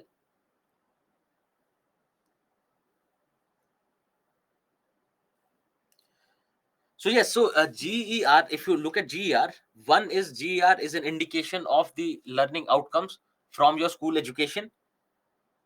Then yes, GER is a direct reflection upon the various socio-economic status of people in the society. It can be thought of in terms of quality of our higher education system, because our higher education system as a system, it is not just about the quality or the content of the education, but the higher education system. So it is not able to accommodate students. We do not have adequate number of students who are enrolling in our courses in higher education. So it has to do with that quality of education system. So rather than you think that it has to do with quality of education, it has to do with the quality of education system. So I hope you can take up this uh, issue with respect to digitization of education. What you have to do is, again, access, affordability, and quality. We have already discussed this. So what you have to do is just think about how can it contribute to access, how can it contribute to affordability, how can it improve the quality, and what can be the problems with respect to these dimensions. So please give a quick thumbs up if you can deal with this question. One, it has already been discussed, and it is again a fairly simple question. Great, great, great. Okay. So I expect you to, when you say that yes, you can, I expect you to at least create these structured notes in your uh, while revising. Right. So this was with relation to your higher education system. What we did was we looked at the basic status of education in the country. Then we looked into a few problems that are national education policy highlighted, and we looked into various suggestions by the national education policy. While looking at those suggestions, we critically analyzed those suggestions, and we have seen that direct questions have been asked on specific dimensions of your national education policy. Now, it happens only if they are in news, because they cannot expect everyone to go through the entire policy for that matter. So, but whatever is there in the news, whatever is being discussed, debated in the news, becomes important from your examination point of view. And that was the reason of keeping it segregated, so that there is no hotspot and you have everything finally. Now, what we did was, when talking about education, we discussed the issues related to the human resources there. Similarly, when talking about healthcare, we discuss the problems and the suggestions for human resources there itself. What about other sectors? Because these are examples of just two sectors. What about other sectors? What about the human resources that are there? Right? So, in that context, we will talk about skill development. And when we talk about skill development, we have already seen sector specific, education and healthcare. Now, when we talk about skill development, do remember that you have to consider all the kinds. You have to consider the unorganized workers from our organized sectors, from our organized sectors, and also remember, do not forget about entrepreneurs,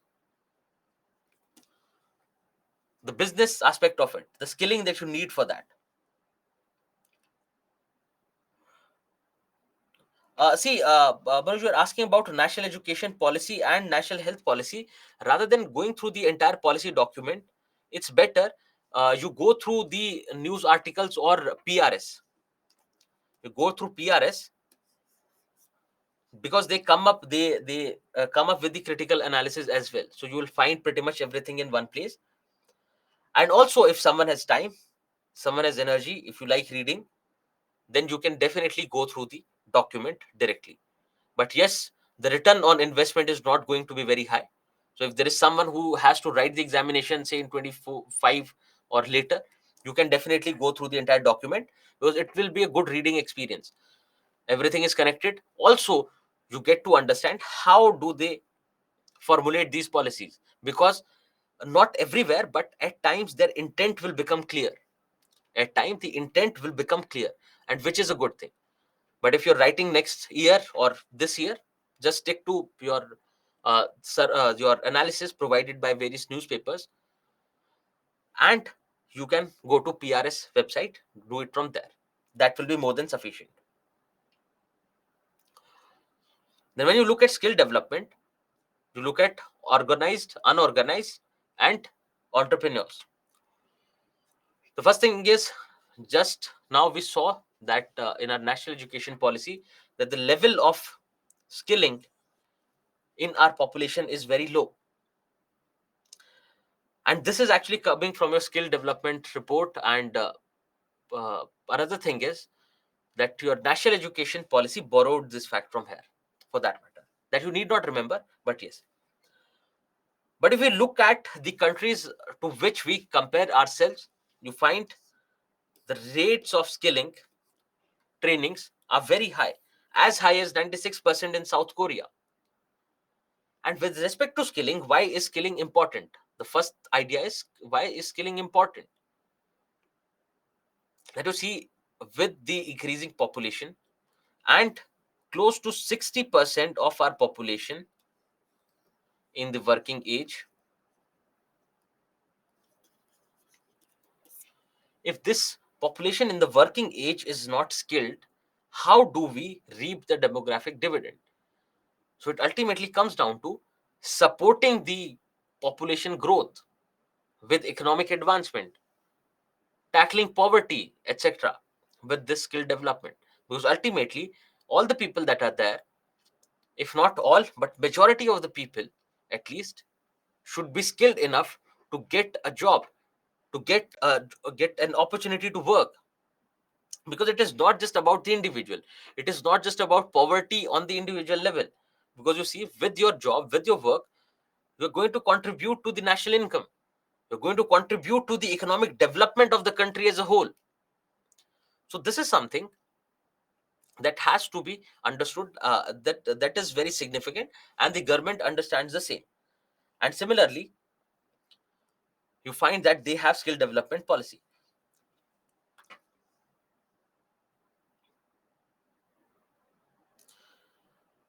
So yes, it will help in converting our youth bulge to demographic dividend. And I think this question was there in the weekly test. And I hope at least the at least 50% of you would have written the weekly test. Okay, so what we'll do is, these are again coming directly from the policy. So we will look at the problems and try to suggest what can be the possible suggestions for the same with respect to skill development. Again, you remember, you keep this in mind. It is not just your unorganized sector, because when we talk about skilling, that is the general direction that we go in. But it is about your organized sector as well.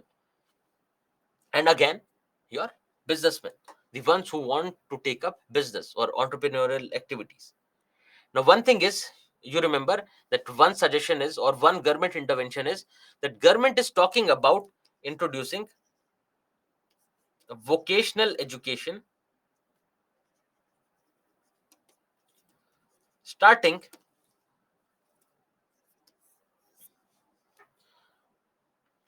from secondary education. So you remember this, because this policy framework is old and the national education policy is new.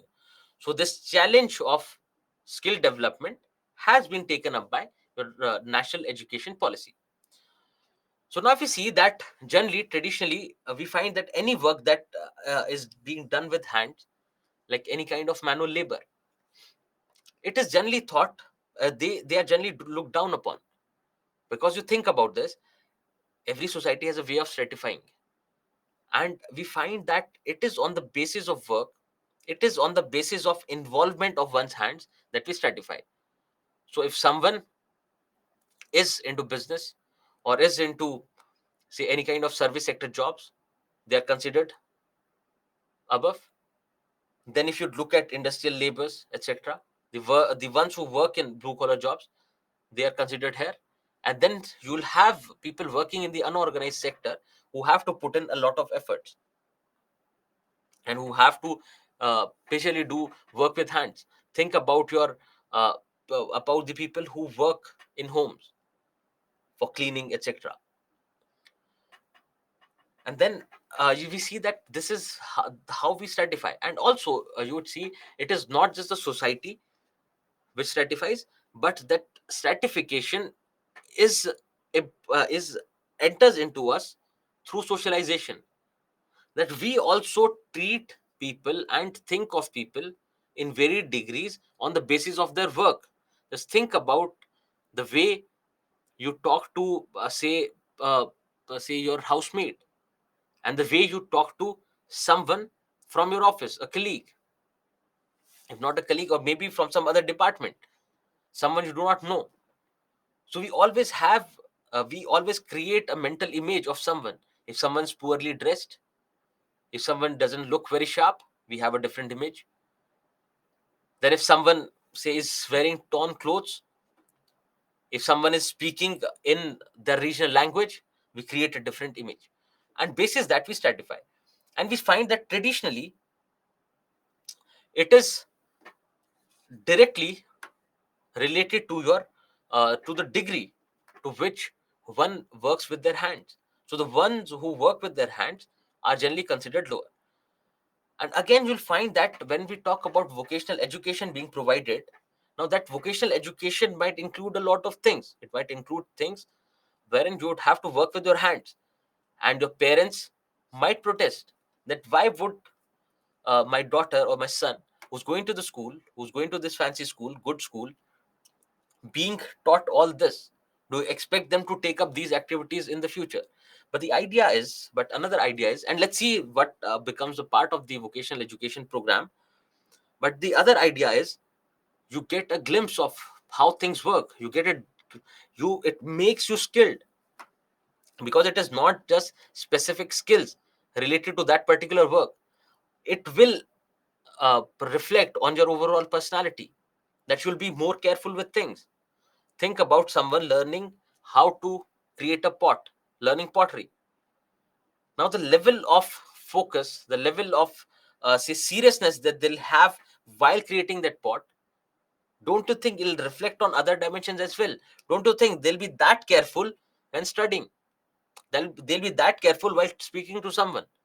So it is not necessarily just the skill set related to that, but its impact on your overall personality.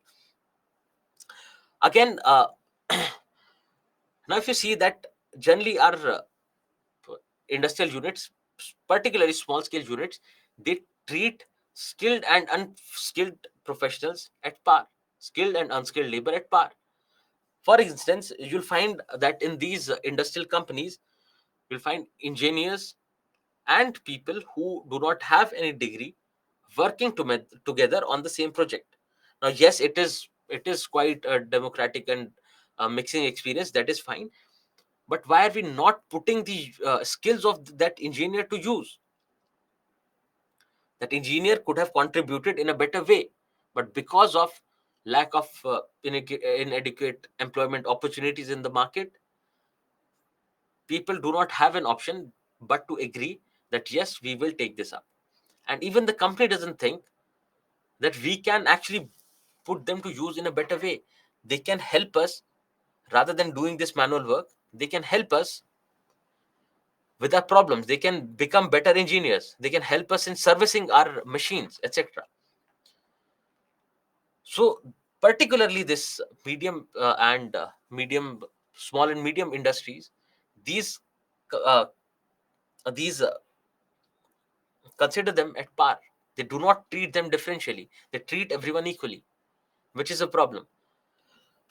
Now, another thing that you see is that we have various skill development programs going over the years, and again, you find that every department have their skill development programs. If not every, but most of the departments have their skill development programs under various ministries. But they do not have any kind of convergence. They do not have any kind of coordination. On top of that, you find that you have various state governments who have skilling programs, and they run the same skilling program as the central government is. So you'll find overlap for that matter, which has to be removed. There has to be say collaboration amongst them, because it is not just one specific skill that can help one to ensure a job, to get them a job. It can be related to giving them multiple exposure, because one idea is that our skill development programs are not calibrated to requirements of the industry. They keep the person in the same zone. If a person has come unskilled, the kind of work or the kind of skill that is imparted, that will also keep them at pretty much the same level, because they'll be working manually with that. So these skill development programs have a gap when we talk about industry. That point is mentioned ahead, but let's discuss it right now. So the industry demands X, we are providing them Y. The way we are doing with our education, the similar way we are taking our skill development programs as well. So what has to be done? They have to be calibrated to the demand of the industry. Now think about innovative solutions. What have we done is we have introduced vocational education in schooling and through your college. We are developing a culture of innovation, etc. We are imparting practical skills and professional skills to the students in colleges, right? Apart from that, what can be done to bridge that industry gap? Think about think about your various experts from industries giving occasional visits to your schools and colleges.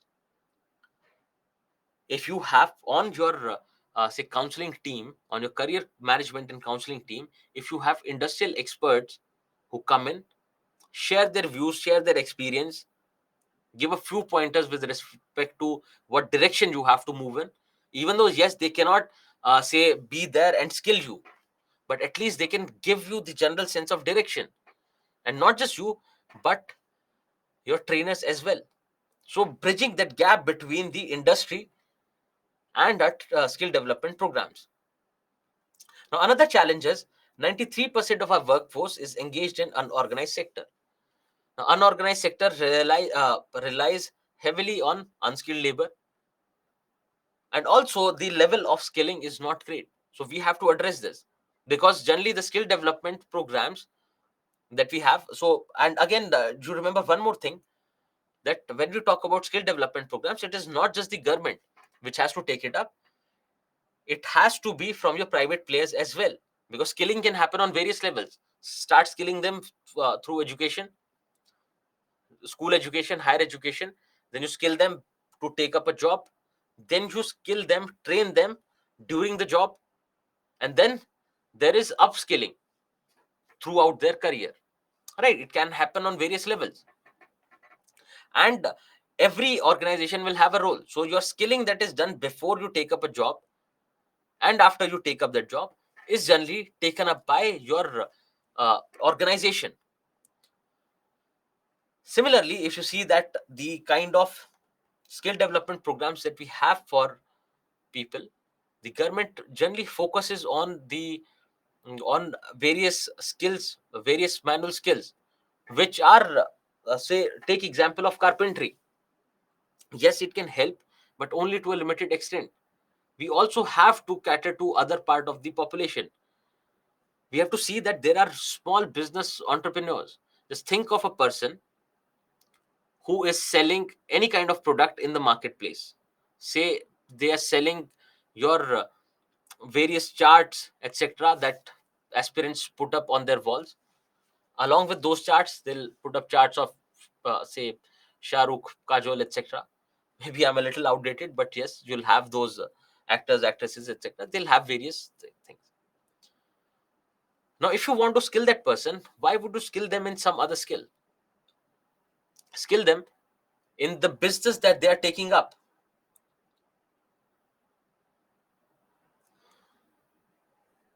Why can't it be related to their the various entrepreneurship programs?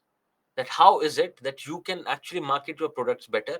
How is it that you can make more sales, etc.? How you can make your supply chain rigid? And also you find that unorganized sector is not as unskilled as we think. Think of an example. Think of a person who is selling. Think of a person who's selling, say your say multiple products over the year. So, for example, during now it's 15th August, or your Independence Day is around. Now you'll find a lot of them selling these flags, national flags. Then around Diwali, they'll go on selling crackers and masks around Dashera. Then during around New Year and Christmas, they'll sell those Santa hats. Then around Holi, they will go on selling colors, etc. So throughout the year, they will change not less than 5 to 7 products. They will not change less than 5 to 7 products. And they do it so efficiently that they have their supply chains in place. Now, one product is coming from one industry. They have the contacts, the links there. The supply chain is rigid. They get their products in time. They sell it, make profit. Then the other product, say colors, are coming from some other company, some other or area for that matter. Because again, things are made, are area specific as well. Where are they manufactured? Where is the dealer, etc.? So the supply chain remains the same. So they get those products in time. They start selling those. So they're changing a product more than 5 to 7 times in a year. Think of any kind of quote unquote these say better organizations, better in terms of their revenues, better in terms of their infrastructure availability, etc. Think of those. If they want to change a product with which the entire supply line, everything has to change. If they want to change their product, it would not take less than 5 years to change a product. And these people from unorganized sector change their products, change the entire supply chain, etc., more than 4 or 5 times in a year. And look at the skill. And again, the unorganized sector, for that matter, is very equitable. Now, whatever profit they make, the whatever profit is made at various levels of the supply chain is very equitable. Because in industries, what you find is it is the industry owner who will make the maximum profit, who will extract the maximum profit. Whereas here you'll find that the entire supply chain, the profit gets divided through the entire supply chain. So the producer gets their share, the seller gets their share, the wholesale seller gets their share, the ones who are involved in the logistics get their share, and similarly the ultimate retailer also gets the share. So it is not as say weak as we understand. Yes, they might not have business acumen, which can be dealt with. Yes, government can help them skill in that, but it is not that they do not know how to run their business. Again, various states have various challenges. Similar idea when we are talking about education. If you're coming from an area where the majority of the people are engaged in agriculture, say think about Haryana, Punjab, majority of the people are engaged in agriculture. So why not skill them in relation to agriculture? Why not make them aware about various new practices, methods, etc.? Similarly, if someone is coming from some other region, they'll have again their specific requirements. But what happens is the policies, everything flows from the center, flows from the top, without giving any regard to the regional differences. And this is one problem with our policy making, that we put a blanket without realizing that there are going to be various regional disparities. Now, whatever free training programs are available, their efficiency, their effectiveness can be questioned, because those free kind of skills, and just think about it, if you take up, you might not be aware of say the skilling programs that are happening in the skilling centers, but you might be aware of the various free programs that are available online. Just think about those programs. Yes, you will get a fair idea about how things go, but they would not be able to impart that specific skill. They would not make you employable. They would not help you in getting a job. So these, yes, there should be availability of courses, etc. At least the foundational programs for any kind of skilling should be available for free, but there should be better quality programs available as well, because people are not aware. And you won't realize that I've seen even in the corporate industry. Just a second, some issue with the board. I think the locks broke. Now it is fine, sorry. So you'll find even in the corporate industry, people wait for months altogether after taking up these free courses and expect to get a job, without realizing that while you're sitting in the interview, the kind of questions that they're asking, the kind of projects they are giving, you're not able to answer, you're not able to deal with them. And the simple idea is that you have to upskill yourself. So this is also one of the limitation of our skilling programs. So one is the gap between the industry and the skills that you are providing, and also various issues related to mindset. Let's come to the next part. We have to also talk about the quality of our trainers, the one who are imparting these skills in people. How qualified or how skilled are they themselves?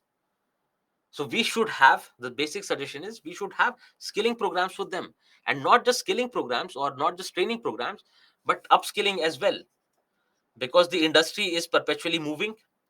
It is very dynamic, things are changing, newer things are getting added. So keep upskilling your trainers as well, so that they are able to deliver, because this gap is mostly the gap between industry and the kind of courses that we provide is, you find that the trainers that are there and the curriculum that is there, it is very old, and more often than not those things have changed. Now when the entire thing is moving towards artificial intelligence, etc., where is the need for learning how to work on a lathe machine? Because you do not find many opportunities there. Yes, we do know that there'll be people who are not technically sound, there'll be people who are not qualified, who need to learn that. But why do we have these say programs which avail everything equally uniformly to everyone? Yes, so the skills have been devoid of industry employer linkages, and we have looked into the suggestions. And I hope you are able to absorb the suggestions that we are giving, because ultimately they can ask a question directly on suggestions. How can we say make our say youth, or make our working age population more skilled, or make them suit the demands of the industry? Those kind of questions, specific questions, can be asked. So I hope you have absorbed the idea or these suggestions, that what can be the various suggestions. So our education is also not linked to the industry skills in demand. And another thing is that the government has already suggested the solution for this, and you can use it directly from your national education policy. Again, low women participation rate. If you talk about women participation, it is way low compared to the men, which has to be increased, which has to be made better. And not just this, also think of the gender stereotypes that are enforced. For example, if it comes to stitching, tailoring, etc., it is generally the women who are imparted that skill. Why do we do that? Let's keep it equally open for everyone. So one is increase women participation, and also try not to push women in these pink collar jobs. Let them have a free choice with respect to what course they want to take up. Then, if you talk about various entrepreneurship programs, yes, you do have those programs. One is the content is very outdated, they're not calibrated to the industry. Another problem is, even though we have those programs, yes, people learn from those, but ultimately, where is the money, where is the funding that can be taken up to invest in their business? So even though we have a very good startup ecosystem in our country, but still you find the funding is very limited. And think about the ones who are working in the unorganized sector. If they want to scale up, where do they get the funding from? They do not have any means to get funding. And we'll take the break. It is just 2 3 suggestions that are left, and we'll take a break. So role of ICT in skilling, information and communication technology. So basically all your soft skills, your courses with respect to language can be taught online. They need not be live programs as well. They can be recorded lectures, which people can go through, right? So it is not necessarily the role of the government. It can be taken up by private players as well. So I'll just keep mentioning that till you absorb that fact. So at least basic skills, technical skills, and say basic soft skills, or your interpersonal skills, can be taught online. Then again, you have to be ready with the demand of the industry, because again, even though we impart technical skills, we do not teach them how to behave, how to communicate, because communication is the key. If you cannot communicate to your team how the work is to be done, then the work would not be done properly. Similarly, if you're not able to communicate your issues, your problems, then it becomes a problem. So basic level of skilling is required, and you can use digital means for that matter. Now there has to be on-job training and upskilling. The way I was saying, that once you have entered the job, only a few Indian companies provide that training. Only the big established corporates, the MNCs, provide that skilling. Otherwise, it is just once you enter the job, once you start with the job, they want you working on those tasks right away, within a matter of a day, or within a matter of 2 to 5 days. They want you up and working, so that they can extract maximum benefit out of it. So on job training has to be there, and also you have to keep upskilling your employees, because newer things are coming up. So keep upskilling, keep imparting those newer skills that are coming. And also just think about these things. Why do companies not go for this on job training, particularly Indian companies? They think that it is waste of resources, and that is the reason they look for experienced people that who already have an experience in this, and we do not have to train them, because training will also take time, a month or two, and maybe longer. So they want people only from only coming out of say experienced background. But think about the newer people, the freshers. Where do they go? Those freshers need companies who will onboard them, who will keep them as interns, skill them, and prepare them for the industry. Because ultimately, if you skill them, they are going to benefit you, and you need not pay them the exact salary for those training months. If someone is a fresher, they'll be in that, they'll have that flexibility to work. Also, companies have an apprehension that once we impart this training, they get trained here and they'll go work elsewhere. And this happens that once the training is done, a lot of employees leave and go look for better opportunities. And once they find a better opportunities, they leave for those. Because generally, this on job training is being provided by your corporates. They are not that high paying compared to the newer companies. So they learn here and they'll leave for better companies. For that, there can be a simple solution. Why can't we have a bond that you cannot leave this company after you're trained? You cannot leave this company for another year, so that even the company gets the maximum benefit out of it. Yes, it might look like a restriction on mobility of the employee. It might look that why the employee is being crushed, but the simple idea is it is the company who has trained the individual, and there's nothing wrong in getting a bond signed. So maybe keep do not keep the amount very huge, but at least keep it, so that if they have to leave for some reason, because the reason cannot always be, say, switching a job, there can be other reasons as well. So at least it is slightly it is something bearable. They can uh, pay with ease.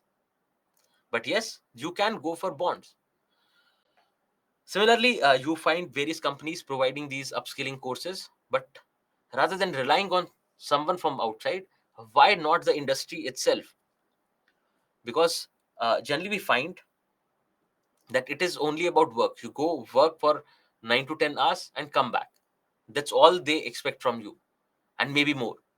You can invest more number of hours. They do not think about the career advancement that a person can have. Because if you look at companies like, say, Deloitte, they provide various benefits. So they reimburse whatever your professional programs that you take up. If you want to go for upskilling yourself, they'll reimburse that amount, for instance. So the companies also have to look into the career advancement of the employee as well, rather than just thinking of it as their selfish motive and just doing it. Then also, counseling and guidance have emerged the biggest challenges. So counseling and guidance right from your school education, through higher education, and towards job. You can have industry experts, you can have retired professionals who can help them with guidance and counseling. So these were all the suggestions with respect to your skill development. Now again, remember, it is not an exhaustive list. This is all the suggestions and issues that were there in the policy, but you keep coming up with something new every now and then. So with respect to human resources, because human resources was another topic that was mentioned along with health and education. So human resources and health, human resources and education, human resources in general. So if you talk about issues related to human resources, the idea about skill development is what you need to understand. So now let's do one thing. Before we proceed ahead, let's take a break. Maybe if you get time, just look at the question during the break, and then we'll discuss it after the break. So let's meet at 8:25 after the break.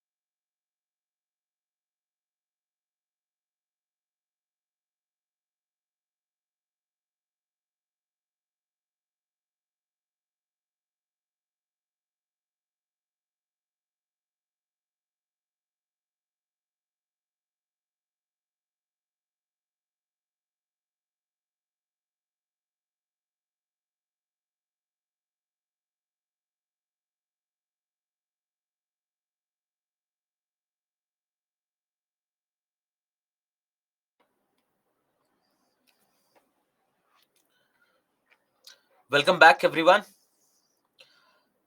So I hope you looked at this question. Let's see what this question talks about.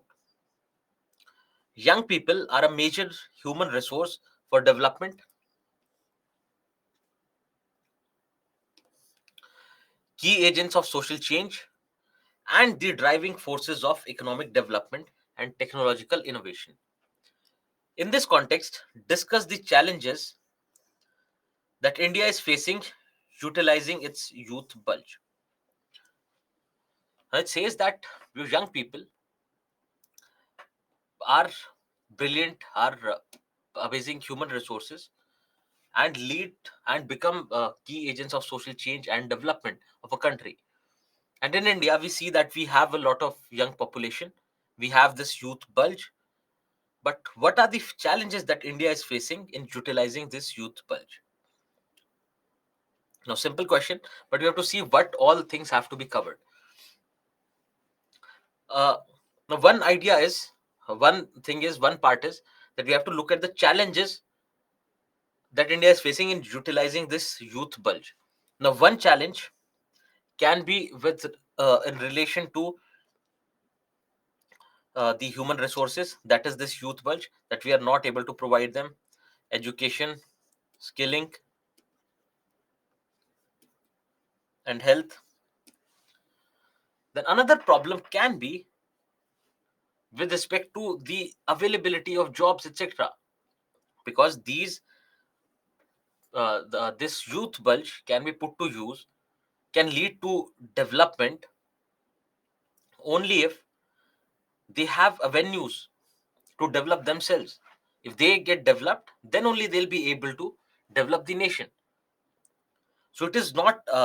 My point is, it is not just the idea of human resources, and that too just of skilling, that has to be mentioned here. Because if you look at this question, it primarily, the one would think that it has to do with skilling. It is not just skilling.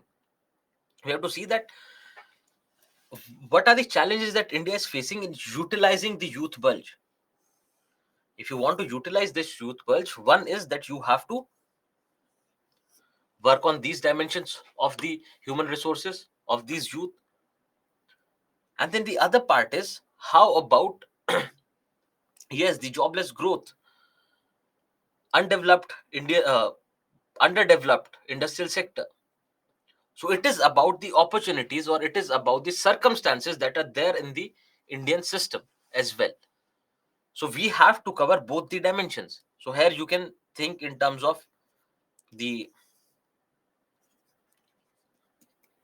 employment opportunities. I'll repeat this again, that in the context of uh, in this context, and we'll come to the context, in this context, discuss the challenges that India is facing in utilizing the youth bulge. So if you have to utilize this youth bulge, one is that you have to provide them education, skilling, take care of their basic needs like health, etc. Then the other part is, we have to generate employment, we have to engage them somewhere. So we also have to look into the problems related to employment opportunities. So I hope this idea, this main part is clear, and this is something we have already addressed. So this main part can be taken care of, right? But do remember, whenever you approach this question, just think about it, because students tend to write this answer only in this dimension, only with respect to skilling, and maybe to a certain extent to education. But what about the other basic necessities of health? And what about, yes, you have skilled them, everything is fine, but what if nothing's available?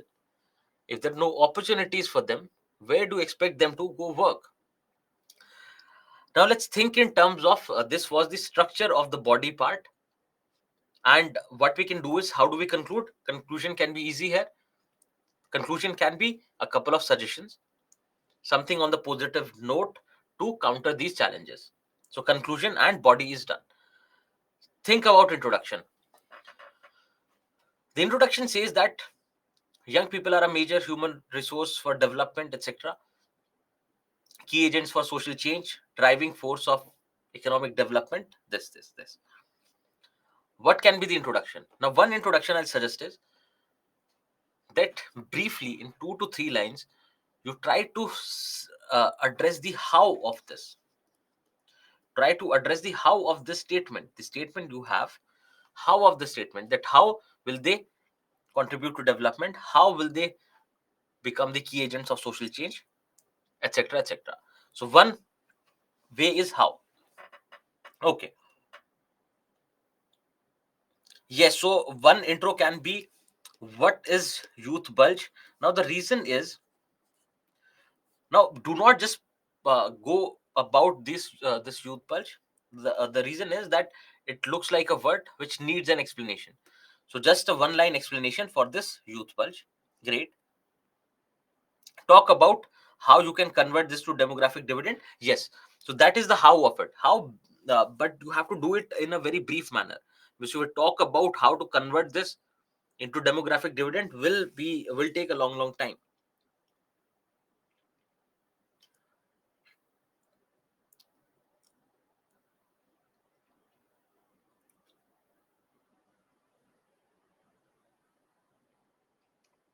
Yes, so Saloni has written this right. So she's saying that this youth bulge, if we provide them education, skilling, and health, they become what? They become human capital.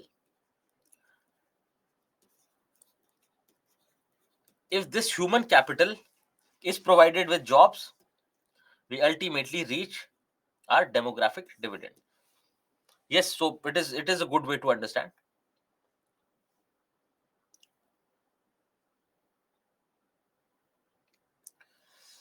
So yes, one is we can write about what is uh, what is this youth bulge. Now with this definition of youth bulge, a few of you are suggesting write about the population stats. So you can just briefly mention that uh, we have a major proportion of our population is young. So you can use some stat, then you can just define youth bulge. What is this youth bulge? And then also within this as well, what you can do is you can actually talk about the how, but it will make your introduction long, and that way you would not be able to give your body part due weightage. So it's better you either go with the definition of youth bulge and a little stat, else you can go with the how. So these can be two ways you can introduce. No, it's better not to write the Malthusian theory.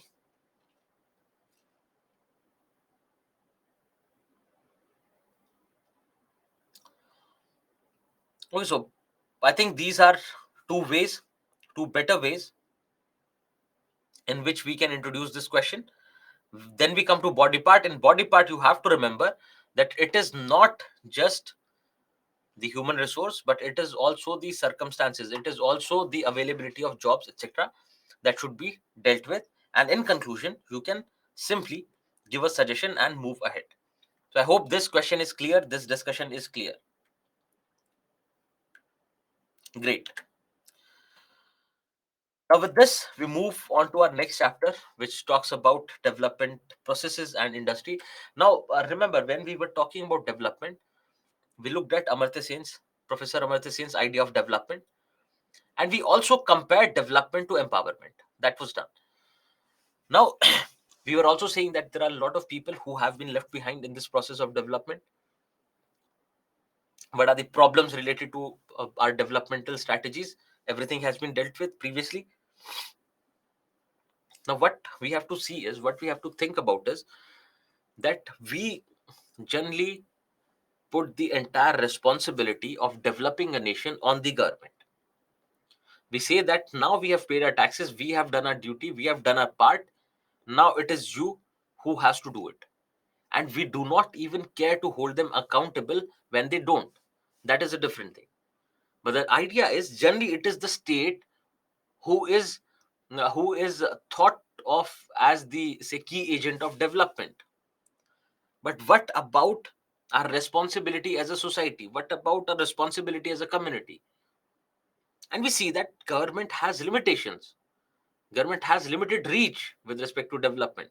They cannot reach every remote corner of the country. Then they do not always know what are the local needs and aspirations. So that definitely you find that we have a disconnect between the government and the people. That our voice, we complain that our voice doesn't reach the government, and the government complains that citizens are not participating. So there is this gap from both sides. Now, think of the way our democracy functions. Now, our democracy being a representative democracy, wherein we elect our representatives who represent us in the parliament, and that is where all your policy making and everything takes place. All your decision making, policy making takes place there. That means we have elected our representatives, and they are doing it for us. Now, because of this, what happens is, and this is something very clear, and not just India, you can look into it anywhere. You see, what happens is, over a period of time, these representatives become more important than the people whom they are representing. The idea being, your politicians become more important compared to the general population whom they represent. And that's where you find that we need the role of civil society. We need a role of external of a factor apart from the government, who can help bridge this gap, who can help help government correct its course if it is going wrong, who can help government in providing various services to people where the government cannot reach. So the basic idea is, rather than looking at development as solely the responsibility of the state, it has to be a responsibility of the society at large. Because it is not that we have paid our taxes and we are done, that this is all we had to do. Yes, they contribute to development. Yes, government will utilize those funds. But we see that with active civil society taking part in development, one is helping the government in development and also holding the government accountable, that you are not doing this right. Please correct your course, etc. So, in this regard, we will see what is civil society. And you have to remember that civil society is the larger framework within which you'll find your NGOs, SHGs, etc. So, civil society, within that, you have all the components that we are going to discuss, because the questions you would have seen are generally directly asked on NGOs, SHGs, cooperatives. Generally, questions are asked on the specific forms of civil society, but this idea of civil society is something that will have the overarching structure, right? So it is the idea of civil society under which all these various dimensions come. Now let's start with this. So what we have to understand is, what is civil society, what are the basic features of it, what can be the few examples of civil society, what can be the issues faced by civil society, and how we can solve them. Yes, so we are coming to it. We are coming to it, what all it will include. Now, what we have to do is, I'll tell you that these features that are there, no, that these features of the civil society, these are the basic features. And what you have to do is that, if you want to know whether, so Deepika, it is for you, if you want to know whether a pressure group is a civil society or not, apply the rules, apply the logic. And we'll come to it, how to go about it. And you need not, because see, there are a lot of differences. Because for example, one might say that media is civil society. Yes, it falls in the category of civil society, because it will be involved in activism, it will be involved in running awareness campaigns, etc. But at the same time, if we go by the strict definition of civil society, it has to be not for profit. And you find that if you talk about your media houses, not media as an institution, media as an institution can be considered civil society. But the irony is that the media houses that we have are for profit companies. So there is that conflict. So need not have a, say, very clear picture of what is it, because everywhere you'll find exceptions. So what we'll do is we'll stick to our specific types after we're done with civil society. Okay, let's start with it, and everything will fall in place during the discussion. Now, in a civil society, people voluntarily come together. Voluntarily means they are coming of their own free will. They're not being forced to join. So people, all these people, voluntarily coming together, having an objective of welfare of the society. The objective is, why are they coming together? The objective is welfare of the society. Now, this welfare of the society can be in any direction. This welfare can be, say, taking care of the health and well-being of people. It can be helping people with education. So it can be anything, but it has to be related to welfare of the society. And also to raise the problems of people before the state. So what we said was, there's a gap between the state and the citizenry, because over a period of time the state has been getting stronger and stronger. And not just state, even various components, your politicians, etc., are also, your representatives are also becoming stronger, and they're going out of reach of the citizens. So to bridge this gap, so to make the voice of the people reach the government, and whatever information government wants to provide reaches citizen, to make sure that happens, we have the civil society to bridge that gap between the government and the citizens. Now take various examples and you will be able to understand. So think about pressure groups. Let's take the idea of pressure group. You would think about a pressure group. It is a voluntary association of people coming together. What are they trying to do? They are highlighting a cause, that this is the problem that is going on.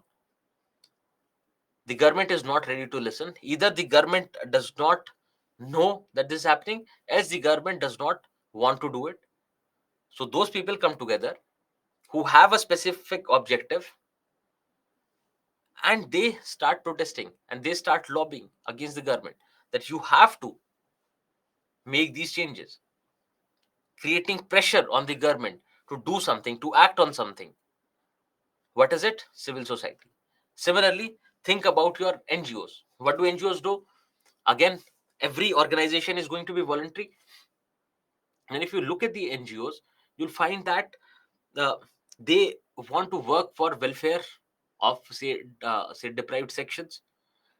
They are working in the direction of, say, helping the government with policy making. Think of Pratham as an NGO. They come out with this ACER report, which ultimately helps government analyze and evaluates its policies.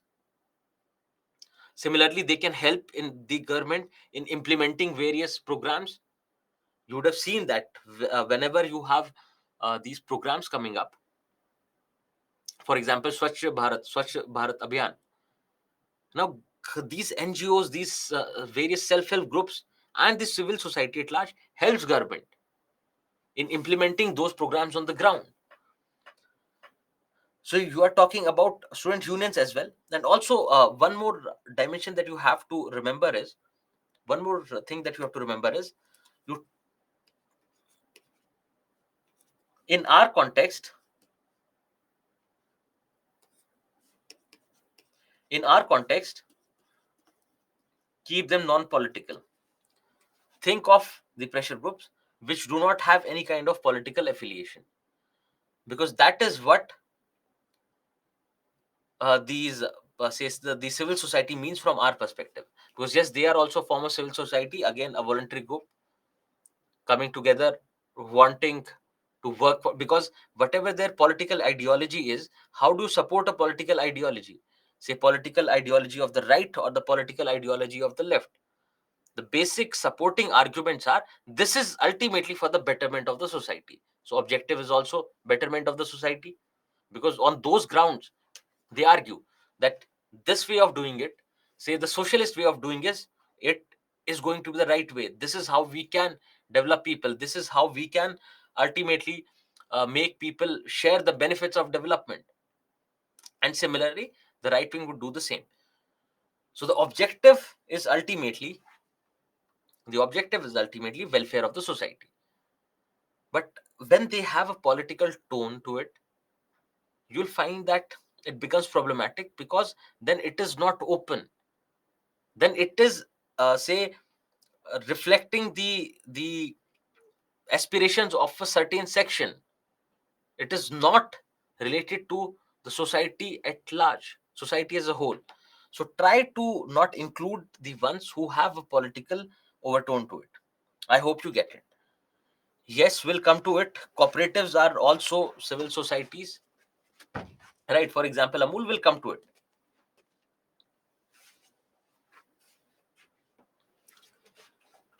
Yes, so the societies who have primary goal of the specific objective is public service are to be understood as civil societies. So I've already told you that there can be various variations, exceptions with respect to this.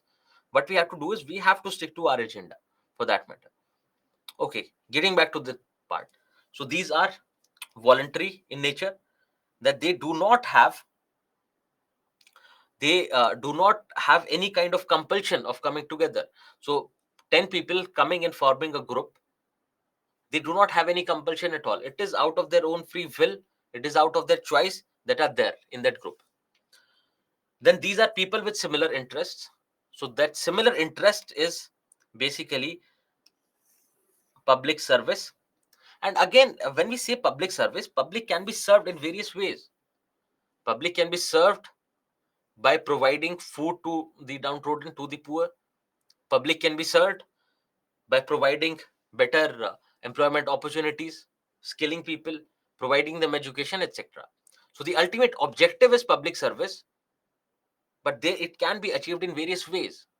So, for example, the ultimate objective of our education policy is better learning outcomes. This is the ultimate objective that we have to achieve, that we should have the better learning outcomes. Now, these better learning outcomes are achieved in various ways: by increasing the expenditure, by increasing the public expenditure, by restructuring our curriculum, etc. So these are various ways in which it can be reached. So please do not confuse, because then you'll have your cooperatives and your self-help groups, which will look like it is limited to a certain section. It is for personal gain, right? So, and we will try to differentiate it there. But do remember that the objective is public service, but that public service can be done in various ways. So these are people with similar interests. So everyone wants to say of 10 people come together, they form a group voluntarily. They want to work in the direction of improving the environment of a particular region. So they have similar interest. They are independent of the government. They do not have anything to do with the government, apart from a few civil societies being registered. That also will come to which are those civil societies. But the government does not interfere in their working, neither do they interfere in government's working. And at times you'll find that they actually help government and the government helps them. But again, you remember, now you must be getting ideas. But governments fund NGOs. What happens to their autonomy, right? Then government bans various organizations, civil societies. That is also interference. So we'll come to all those are, say, problems, issues related to it. This is the basic idea, basic framework of what is a civil society. Then these are not for profit. Now, when we talk about the idea of profit, let me clear this beforehand so that we do not have to repeat it when we move towards SHGs and cooperatives. So there is one idea. The simple idea is that if there is this company A, it produces something, so, or say it delivers some service, and in that process, it earns a profit. Now, if that profit is this profit that they have earned by selling the product or delivering the services can be used in two ways. One way of using it is put it back to the organization, in the organization. The other idea is it can be the profit is going to the owner's pocket and becoming wealth. Then another idea is this profit is equally divided amongst the members. The ones who work in the company, the members of the company get it divided equally amongst themselves. So there it can be dealt in three ways. And also you can see that yes, they can reinvest some of the money in the organization, and say appropriate rest as wealth, appropriate rest as profit. So now the basic idea is, if that profit is going to that individual, becoming or generating wealth, then it is profit organization, for profit organization. But if that profit is not being appropriated by an individual or owner of the company, that means it is not for profit. So the basic motto is not to earn profit, but the basic motto is to serve the public. So public service is the basic motto, and not earning profit. So yes, in functioning of civil societies, they might generate profit, but the motive is not that. It is that always the always public service will remain in the limelight. Also you'll see that in the process and at times the objective will be economic development. So for example, self-help groups, they'll say that it is economic development and empowerment of the members. But again, the motto is not, it is that profit is not being appropriated by one person. It is being, it is basically in the direction of providing economic security or providing better credit options to the members. It is not profit. The objective is not to earn profit from that. Okay, getting back to it. So these are voluntary organizations where people with similar interests come together, work independent of the government, are non-profit, and this ultimately bridges the gap between the citizens and the state. Was one idea can be, uh, say, coming together, working for something. Another idea can be vouching for citizens. So, for example, take example of right to information. Now, for right to information, there was this NGO that was working, Aruna Roy particularly. Now, the citizens are saying that there is a lot of corruption going on in our system, and we need to get rid of this.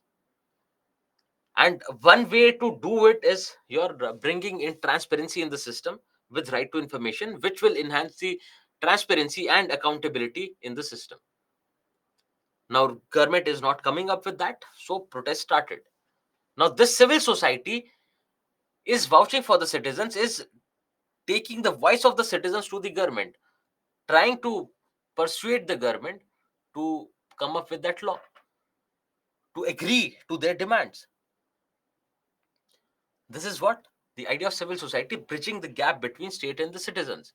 Similarly, other ways government is coming up with a program, it has to reach everyone, but then you do not have adequate government machinery in remote areas. Then who does it? Civil society. So government will pass on those responsibilities to the civil society, and they will ultimately take care of the implementation part. So bridging the gap between the state and the citizens, so that the voice of the citizens reach the state, and the voice of the state reaches the citizen.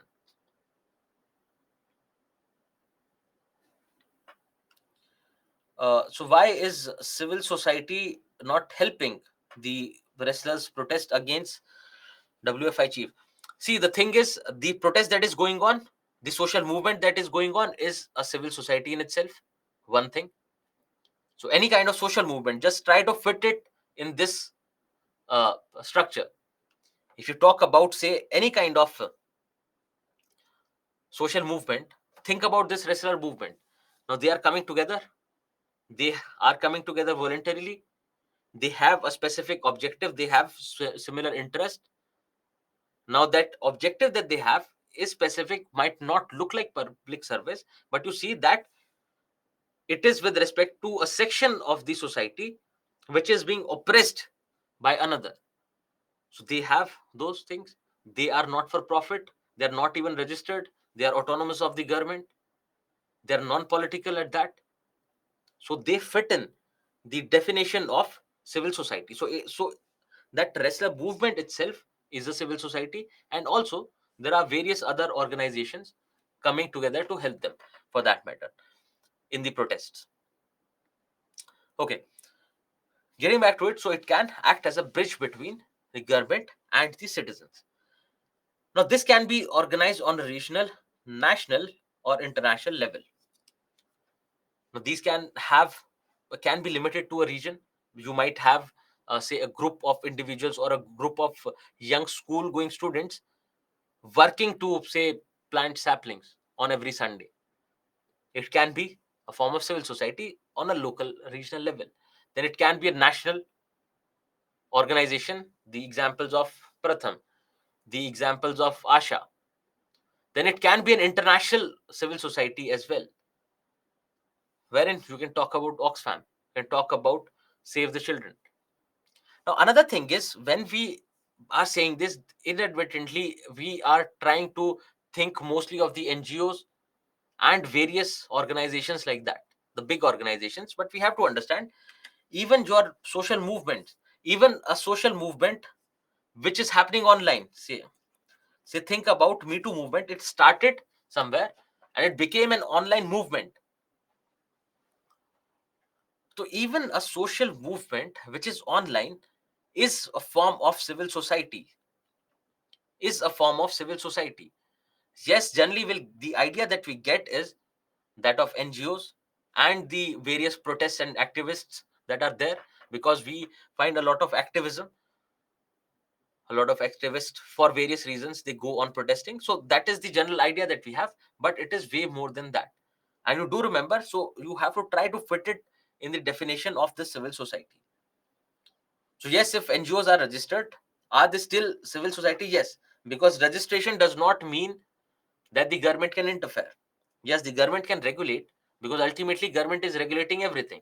Even if you talk about a social movement, ultimately it happens within the legal framework. It happens within the legal framework.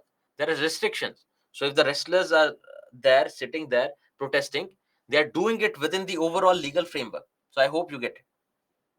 Okay, so these are various features of civil society. And why do we need civil society? The significance, you can simply understand that one is that India is a representative democracy, and to convert this into a participative democracy, we need civil society. What does that mean? Right now, we have our politicians, we have our elected leaders who represent us in the parliament. Now, rather than relying solely on your representatives, why can't people themselves become a part of this democratic process?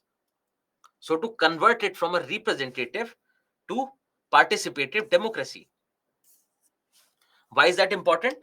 Because with the rising power of the state, with the increasing gap between the common man and your uh, elected leaders, this becomes important.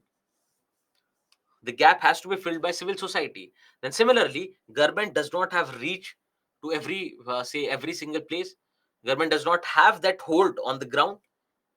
So to help government with various, developmental activities, civil society comes into picture. Then also you'll find, I think that point is not mentioned. You can mention it here. You can mention that why do we need civil society? For various developmental activities, because government cannot possibly reach everywhere, and we need someone to help them with that.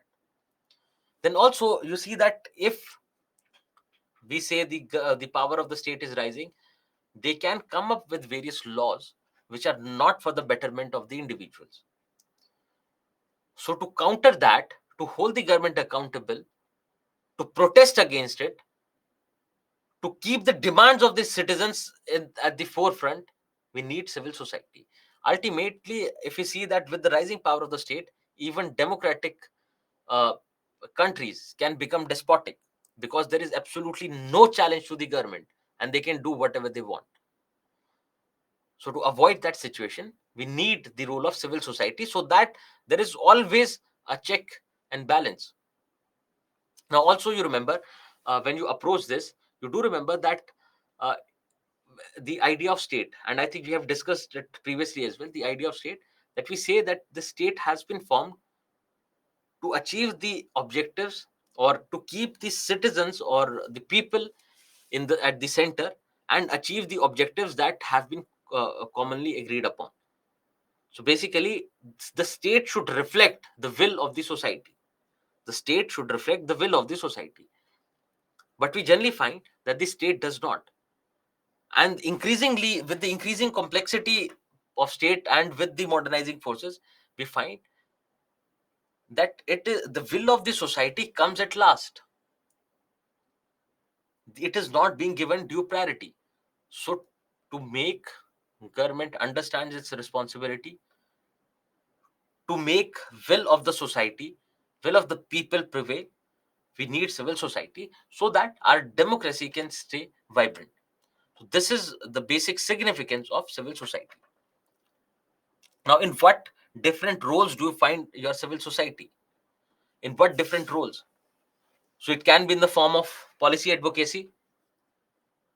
There can be a certain section whose rights are being infringed. For example, children. Now, to enforce the rights of the children, to make people aware about it, to go for policy advocacy in the sense to pressurize government as well.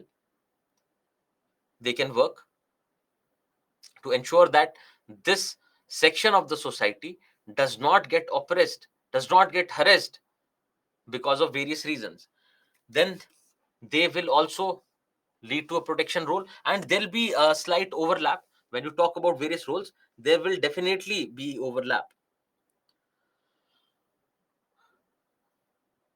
So you see that they can play a protection role, protecting a particular section.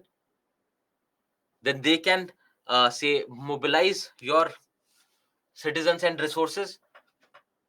That for example, there is any kind of developmental project of the government, or even if it is not there, to make people aware that this is a need that should be fulfilled, because otherwise, say cleanliness, sanitation, that sanitation is a basic requirement for a healthy lifestyle. If you do not maintain these standards, it is detrimental to your health. And even if the government is not doing anything, why can't we come together and do something about it, and let's construct toilets across the village? So to make them aware and to mobilize them to take action, civil society can play a role. Then they become active partners of the government in development, that they help government in implementing those programs. And not just implementation, it is not just limited to implementation, it covers design as well, that they contribute to the government and help them with the design of the policy. So for example, I have given the example of pratham already. Similarly, there are various reports that are being brought about by these NGOs, which the government can use. For example, your multidimensional poverty index. Now we have national multidimensional poverty index, but otherwise, your multidimensional poverty index can be an example of of say international civil society helping India, and not just India, but across the globe. Then similarly, they can work for the promotion of transparency and accountability, and this can be basically understood in terms of a check on the government, a check on the unabated power of the government. So can you have various examples mentioned here that you can go through? Then it can work as an educator, educating the citizenry about their problems, about their responsibilities, about their rights. So they can work in that role as well. You need not worry. You do not have to remember any rule. All you need to understand is the the broader framework. What all is encompassed in this concept or this idea of civil society? That is what uh, uh, you have to understand. Because ultimately, the question that they are going to ask is, or is going to be on a specific form of civil society.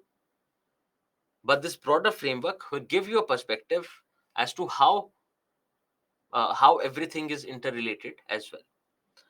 Now let's look at a few issues faced by civil society. Now, looking at the features, you can realize that if you are forming an organization, if you want to work on something, The first thing is you need money, you need finances. So one problem is going to be lack of adequate financial resources, because these voluntary members who are coming together might or might not be from well-off sections, from well-off families. So where does the money come from? Also, these people have a shared interest, but that does not mean that they have a shared or a similar professional level. They might not be skilled, because you can be the perfect enthusiast about environment and might not know how things work. You might not be skilled, which becomes a problem. Then also you see that if the way the funds are used within these organizations, the way they approach various issues becomes problematic, because a lot of them will have a political overtone. No matter what, they'll go on either supporting or opposing the government. Then the entire purpose of civil society is defeated. Similarly, you say that they have finances, the way they use finances, how transparent is their system, will also create a problem for them, because if they are not transparent in the system, who will invest in them? So there can be various issues with respect to the civil society. Also think about the interface between the government and civil society. So we say that they do not interfere in each other's domain, all they do is they help each other. But you find that wherever they intersect, wherever they meet, there is going to be a problem, because the civil society might tend to move into the domain of politics, and the state might try to intervene and get into the domain of civil society, which can become a problem. So the state might feel that why are we being questioned? Why are we being opposed for everything? Similarly, the civil society might feel that why is the government cracking down on us heavily? What is it that we have done wrong? And any government, or anyone for that matter, leave government, anyone for that matter, would not like dissent. So if the civil society goes on dissenting regarding, say, your any of the government policies, they go on vouching for some other section, it can be right or wrong, that is a different question. Whether the demands are right or wrong is a different question. But wherever they meet, wherever there is this interface between government and civil society, it becomes a problem, because no one trusts each other. Both are skeptic of each other. So the government feels that they might create problems for us. Similarly, they feel that government will go on interfering in our business and would not let us conduct everything properly. Now, with this, you have looked at the issues. What can be the solutions? Just think about solutions. Now, what we'll do is ultimately we'll look at the solutions when we talk about specific civil societies, because right now, general arguments would not help. If there is a question, they'll ask about specific things. But still, you look about or think about financial resources. So, financial resources, the funding can come from private players. The funding can come from the voluntary individuals. The funding can also come from the government. Then also, if the staff is not trained, why not train them? Very simple answer. If they do not have accountability and transparency in the system, why don't you regulate them properly? Why don't you say monitor their performance and everything, whether they're efficient or not? How is it that they are using those funds, etc.? And in this regard, you have Foreign Contribution Regulation Act with respect to NGOs that is discussed in your economy lectures, but we'll just give you a glimpse of it. Then wherever this so regarding this government and civil society interface, one idea is that both have to be tolerant. There should not be trust deficit between them. And the second idea is no one should actually enter in each other's domain. Because if your civil society enters the domain of public policy, what do the policy making experts do then if they are to make policies? Yes, you need suggestions from them, you need them for evaluation, because civil society actually are the best ones to evaluate any policy. And when we talk about policy, you'll find that if the person or if the organization which creates the policy, if they are going to evaluate it, it becomes a problem, because they would not be say impartial in that attempt to evaluate the policy. They'll only look into the positive sides of it. So we say that these civil societies can play a brilliant role when it comes to evaluation. That will come to that is towards the end of our discussion. Now let's talk about the first form of civil societies, that is non-governmental organizations. What are these what are these NGOs? That will come to, but look at a few stats. So a Central Statistical Institute says India has close to 33 lakh NGOs. But your NGO Darpan, I think you would have heard of this portal where you can actually register yourself as an NGO. NGOs have to register themselves and apply for funds, etc., from the government. According to NGO Darpan, 1.6 lakh NGOs are there. So why do we have this huge gap? The thing is, not every NGO will register on NGO Darpan. On top of that, not every NGO is registered. Yes, we generally call those as NGOs which are registered, but yes, you do have NGOs which are not registered, because again, a group of 4 5 people, 10 people working at a very local level for betterment of the society, where do you make them fall? Yes, they are a form of civil society, and again, you can say that they work like NGOs, maybe if they are going to provide services, etc., to the people. Now, coming to what are these NGOs? These are legally constituted organizations which can be registered as trust societies or private limited not for profit organizations. And here I've mentioned the three acts: the societies, trusts, and the charitable companies, the way in which they can be registered. Now, these are again voluntary groups who operate independently of the government. The government does not interfere. These have nothing to do with the state. They are not profit oriented, and the purpose is public interest. But they can again be funded by the government. They can be totally or partially funded by the government. But with this, you might already be getting this in your mind, that if the government is funding these NGOs, how can they be autonomous? Because funding might lead to an abrasion of that autonomy, and this is one of the arguments with respect to government funding. Yes, not for profit, as I've already explained, not for profit or non-profit organizations are the ones where it is not about, the objective is not to extract profit out of that organization, but the objective is to serve the public. Those are your not for profit organizations, and not for profit companies are registered under the Companies Act. Now they work at grassroots level. At the grassroots level, there are two things. One is they are working at the grassroots level, providing services, etc. Also, they're working with people at the grassroots level, that they have people coming from the they have ordinary people who are coming to help them, because it is generally a group of ordinary people who do so. Yes, you can question this by saying that NGOs are not always started by these voluntary members.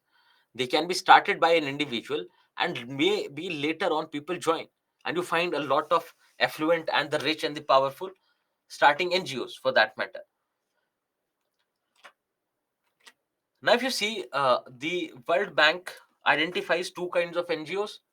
One are your operational NGOs, and the other one is advocacy NGO. Now, what are these operational NGOs? They basically help the government in developmental projects. They help with the design and implementation of various policy. What are those operational NGOs? Then you have advocacy NGOs, which primarily work to influence the policies and practices of the government. So one is going to help the government in the developmental process, and the other one is going to influence the government policies, etc. So operational and advocacy. Do you have to remember this? No. Just have to understand that there can be various types of NGOs. There can be other categories. One can be international NGOs that have already given you example.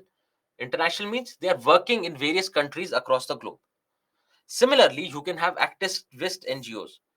Now, you might find a confusion between activism and advocacy.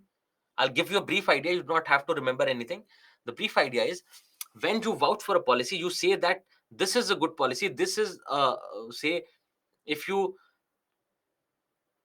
say provide the poor with the electricity connection, this is going to be good. So then you go on, you go discuss this with the government, you advocate, you try to mobilize people in support of this view, and you basically advocate doing this. When it comes to activism, activism is basically acting on it, acting on that part. You believe in some idea and you act on it.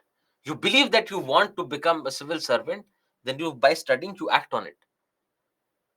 So you can have advocacy NGOs and activist NGOs, but more often than not, you'll find that they are one or the same thing. The ones who are basically advocating, say, rights of minorities, etc., they are the ones who take up the role of activism. They are the ones who will mobilize people to get this thing done, to get any kind of rule or process passed. So these can be various types of NGOs. Now let's come to the most important part, which is the significance of NGOs. Why these NGOs are important? Now you can directly take from the significance of your civil society, because ultimately they are working in the direction of development. They're going to help the citizens, they're going to help the government. So if you look at this significance of NGOs, divide them into two.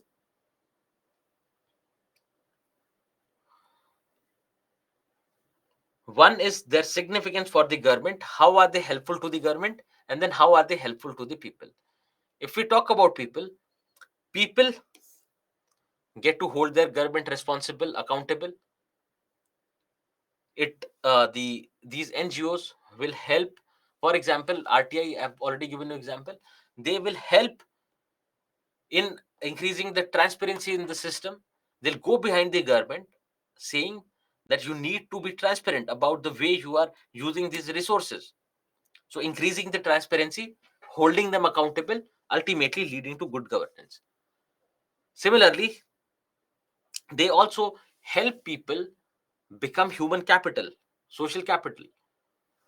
The idea is that these NGOs at times mobilize people and skill people to take up some act. For example, building of community toilets. What is this example? This is an example of mobilization of people, ultimately leading to something, creation of something better. So will they do convert these people into human capital by investing in their health and education, by working on the levels of their nutrition. Then they also help them form social capital in forms of various infrastructure, etc. Now they become the agents of government for the people. So they are agents of people for the government. How? That they take the voice of the people to the government. So for government, they are agents of the people or representatives of the people. Similarly, to the people, they are representatives of the government. So thereby affecting both sides. So also, it is an effective non-political link between the people and the government. What is the political link then? If we say that civil society is the non-political link between the people and the government, what is the political link between the people and the government? Because what are the other ways for people to raise their voice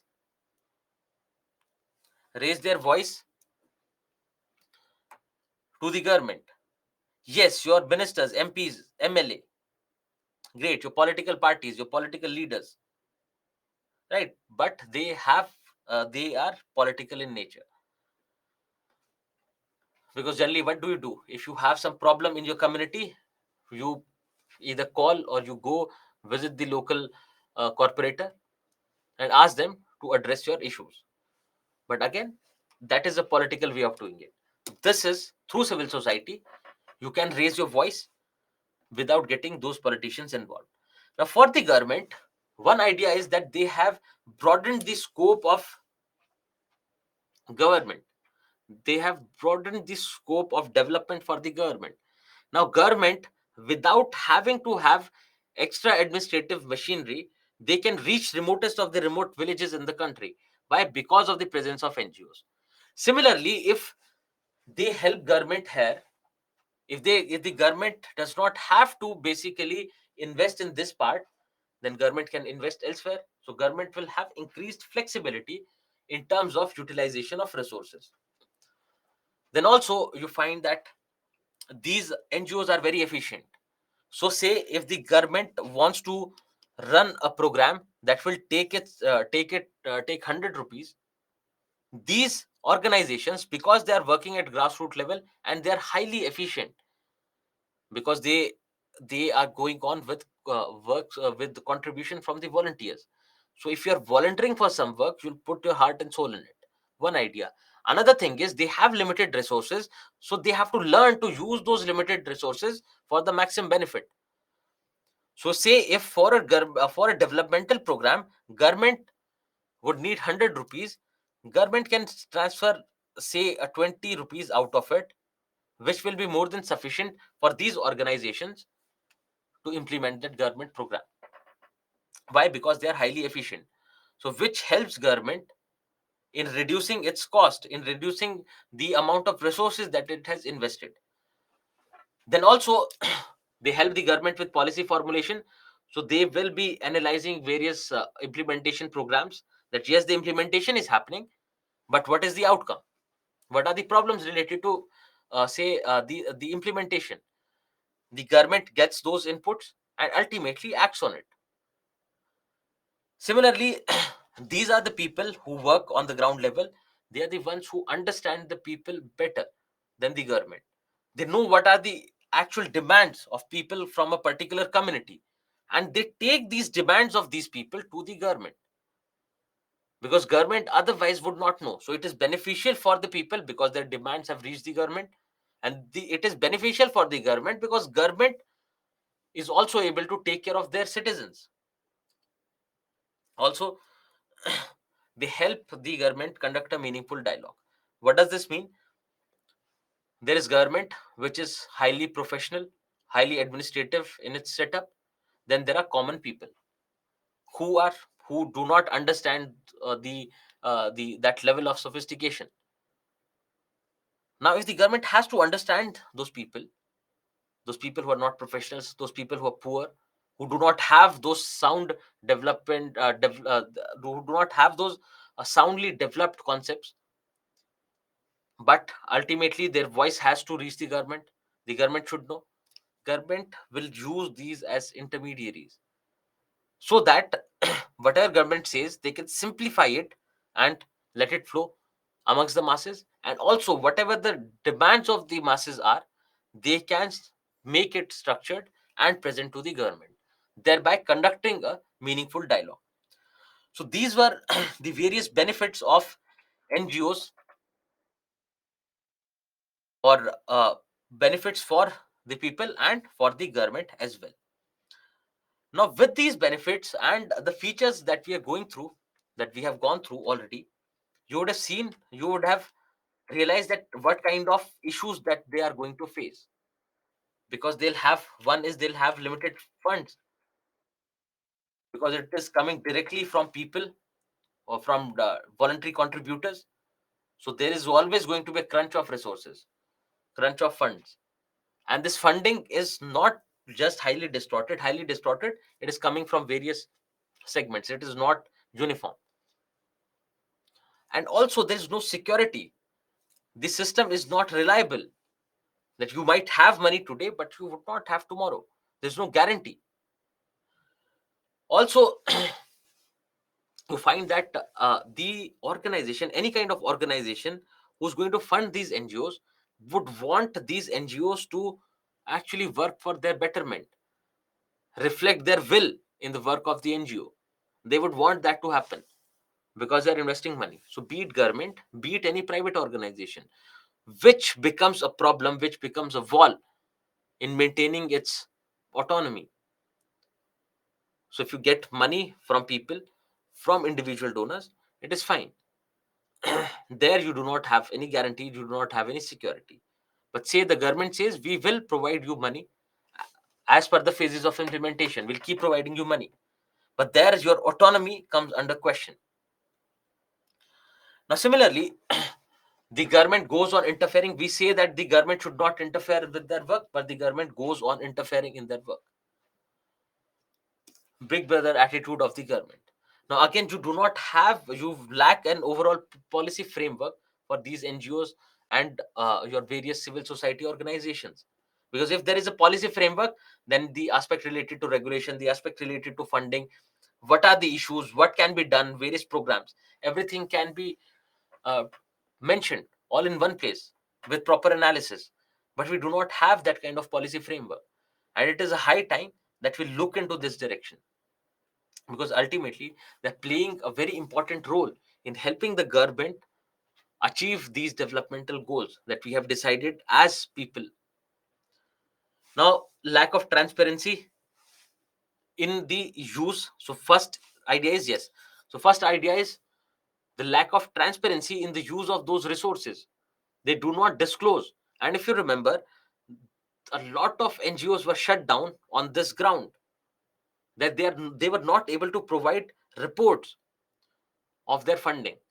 Then again, this funding, this lack of transparency in funding impacts the funding as well. Because if an organization is not working transparently, no one would want to invest. Because if you give me 100 rupees, you'd want to know how that 100 rupees spent. So because of this lack of transparency, this becomes a problem. So yes, limited resources, etc. And also the funding depends on the kind of activity, because there'll be a few popular ones. There'll be a lot of NGOs working in the direction of education. There'll be a lot of NGOs working in the direction of say cleanliness, environment. But then there can be other things where you would not find a lot of NGOs. So there is, the funding is on the basis of the kind of activity that they are taking up, because ultimately the organization who's investing, they would also look for their benefits. For example, your educational companies, they generally tend to invest in various free education programs, etc., because they're related to the same field and they have to spend less on those. Then they do not have any apex organization. And you can think of this, right now we have multiple NGOs say this is the dimension of education, this is the education, and you have multiple NGOs working in the field of education. Say this is an NGO which distributes books, or maybe this is one dimension of your education wherein you distribute books. Now you'll find, to distribute books, there'll be multiple NGOs that are available. There will be a lot of overlap, but there won't be any coordination. Because what will happen if they do not coordinate amongst themselves? Today, people from one NGO will go and provide the books, and maybe a week after, some other NGO will go and provide the books. So it is ultimately, it would not benefit everyone. So there has to be coordination between these, and this lack of coordination also becomes a problem. Then you have they can become a security threat. Foreign funded NGOs, there are chances that they can reflect the will of some other organization that is sitting abroad, and maybe that is the reason they're funding these NGOs. So these can also become a security threat. Then we were talking about this will come to under suggestions, we'll come to this again. I would just wanted to explain you. So there's no apex organization. That means if there is an apex organization, it can regulate the entire framework, it can help them coordinate amongst themselves, which we do not have. Then we have large number of NGOs but the size is small, which is both beneficial and problematic. You find that these small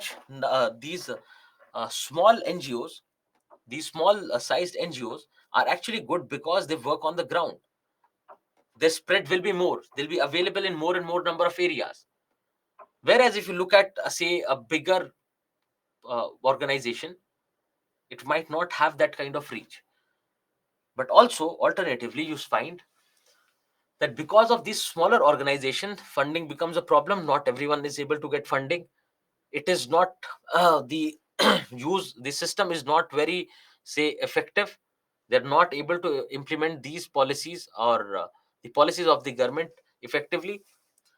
Also, you'll find that with these small number of NGOs, what happens is, in with the absence of an umbrella organization, they go on working in the same direction, in the same region, and for years altogether, and they would not even cooperate amongst themselves.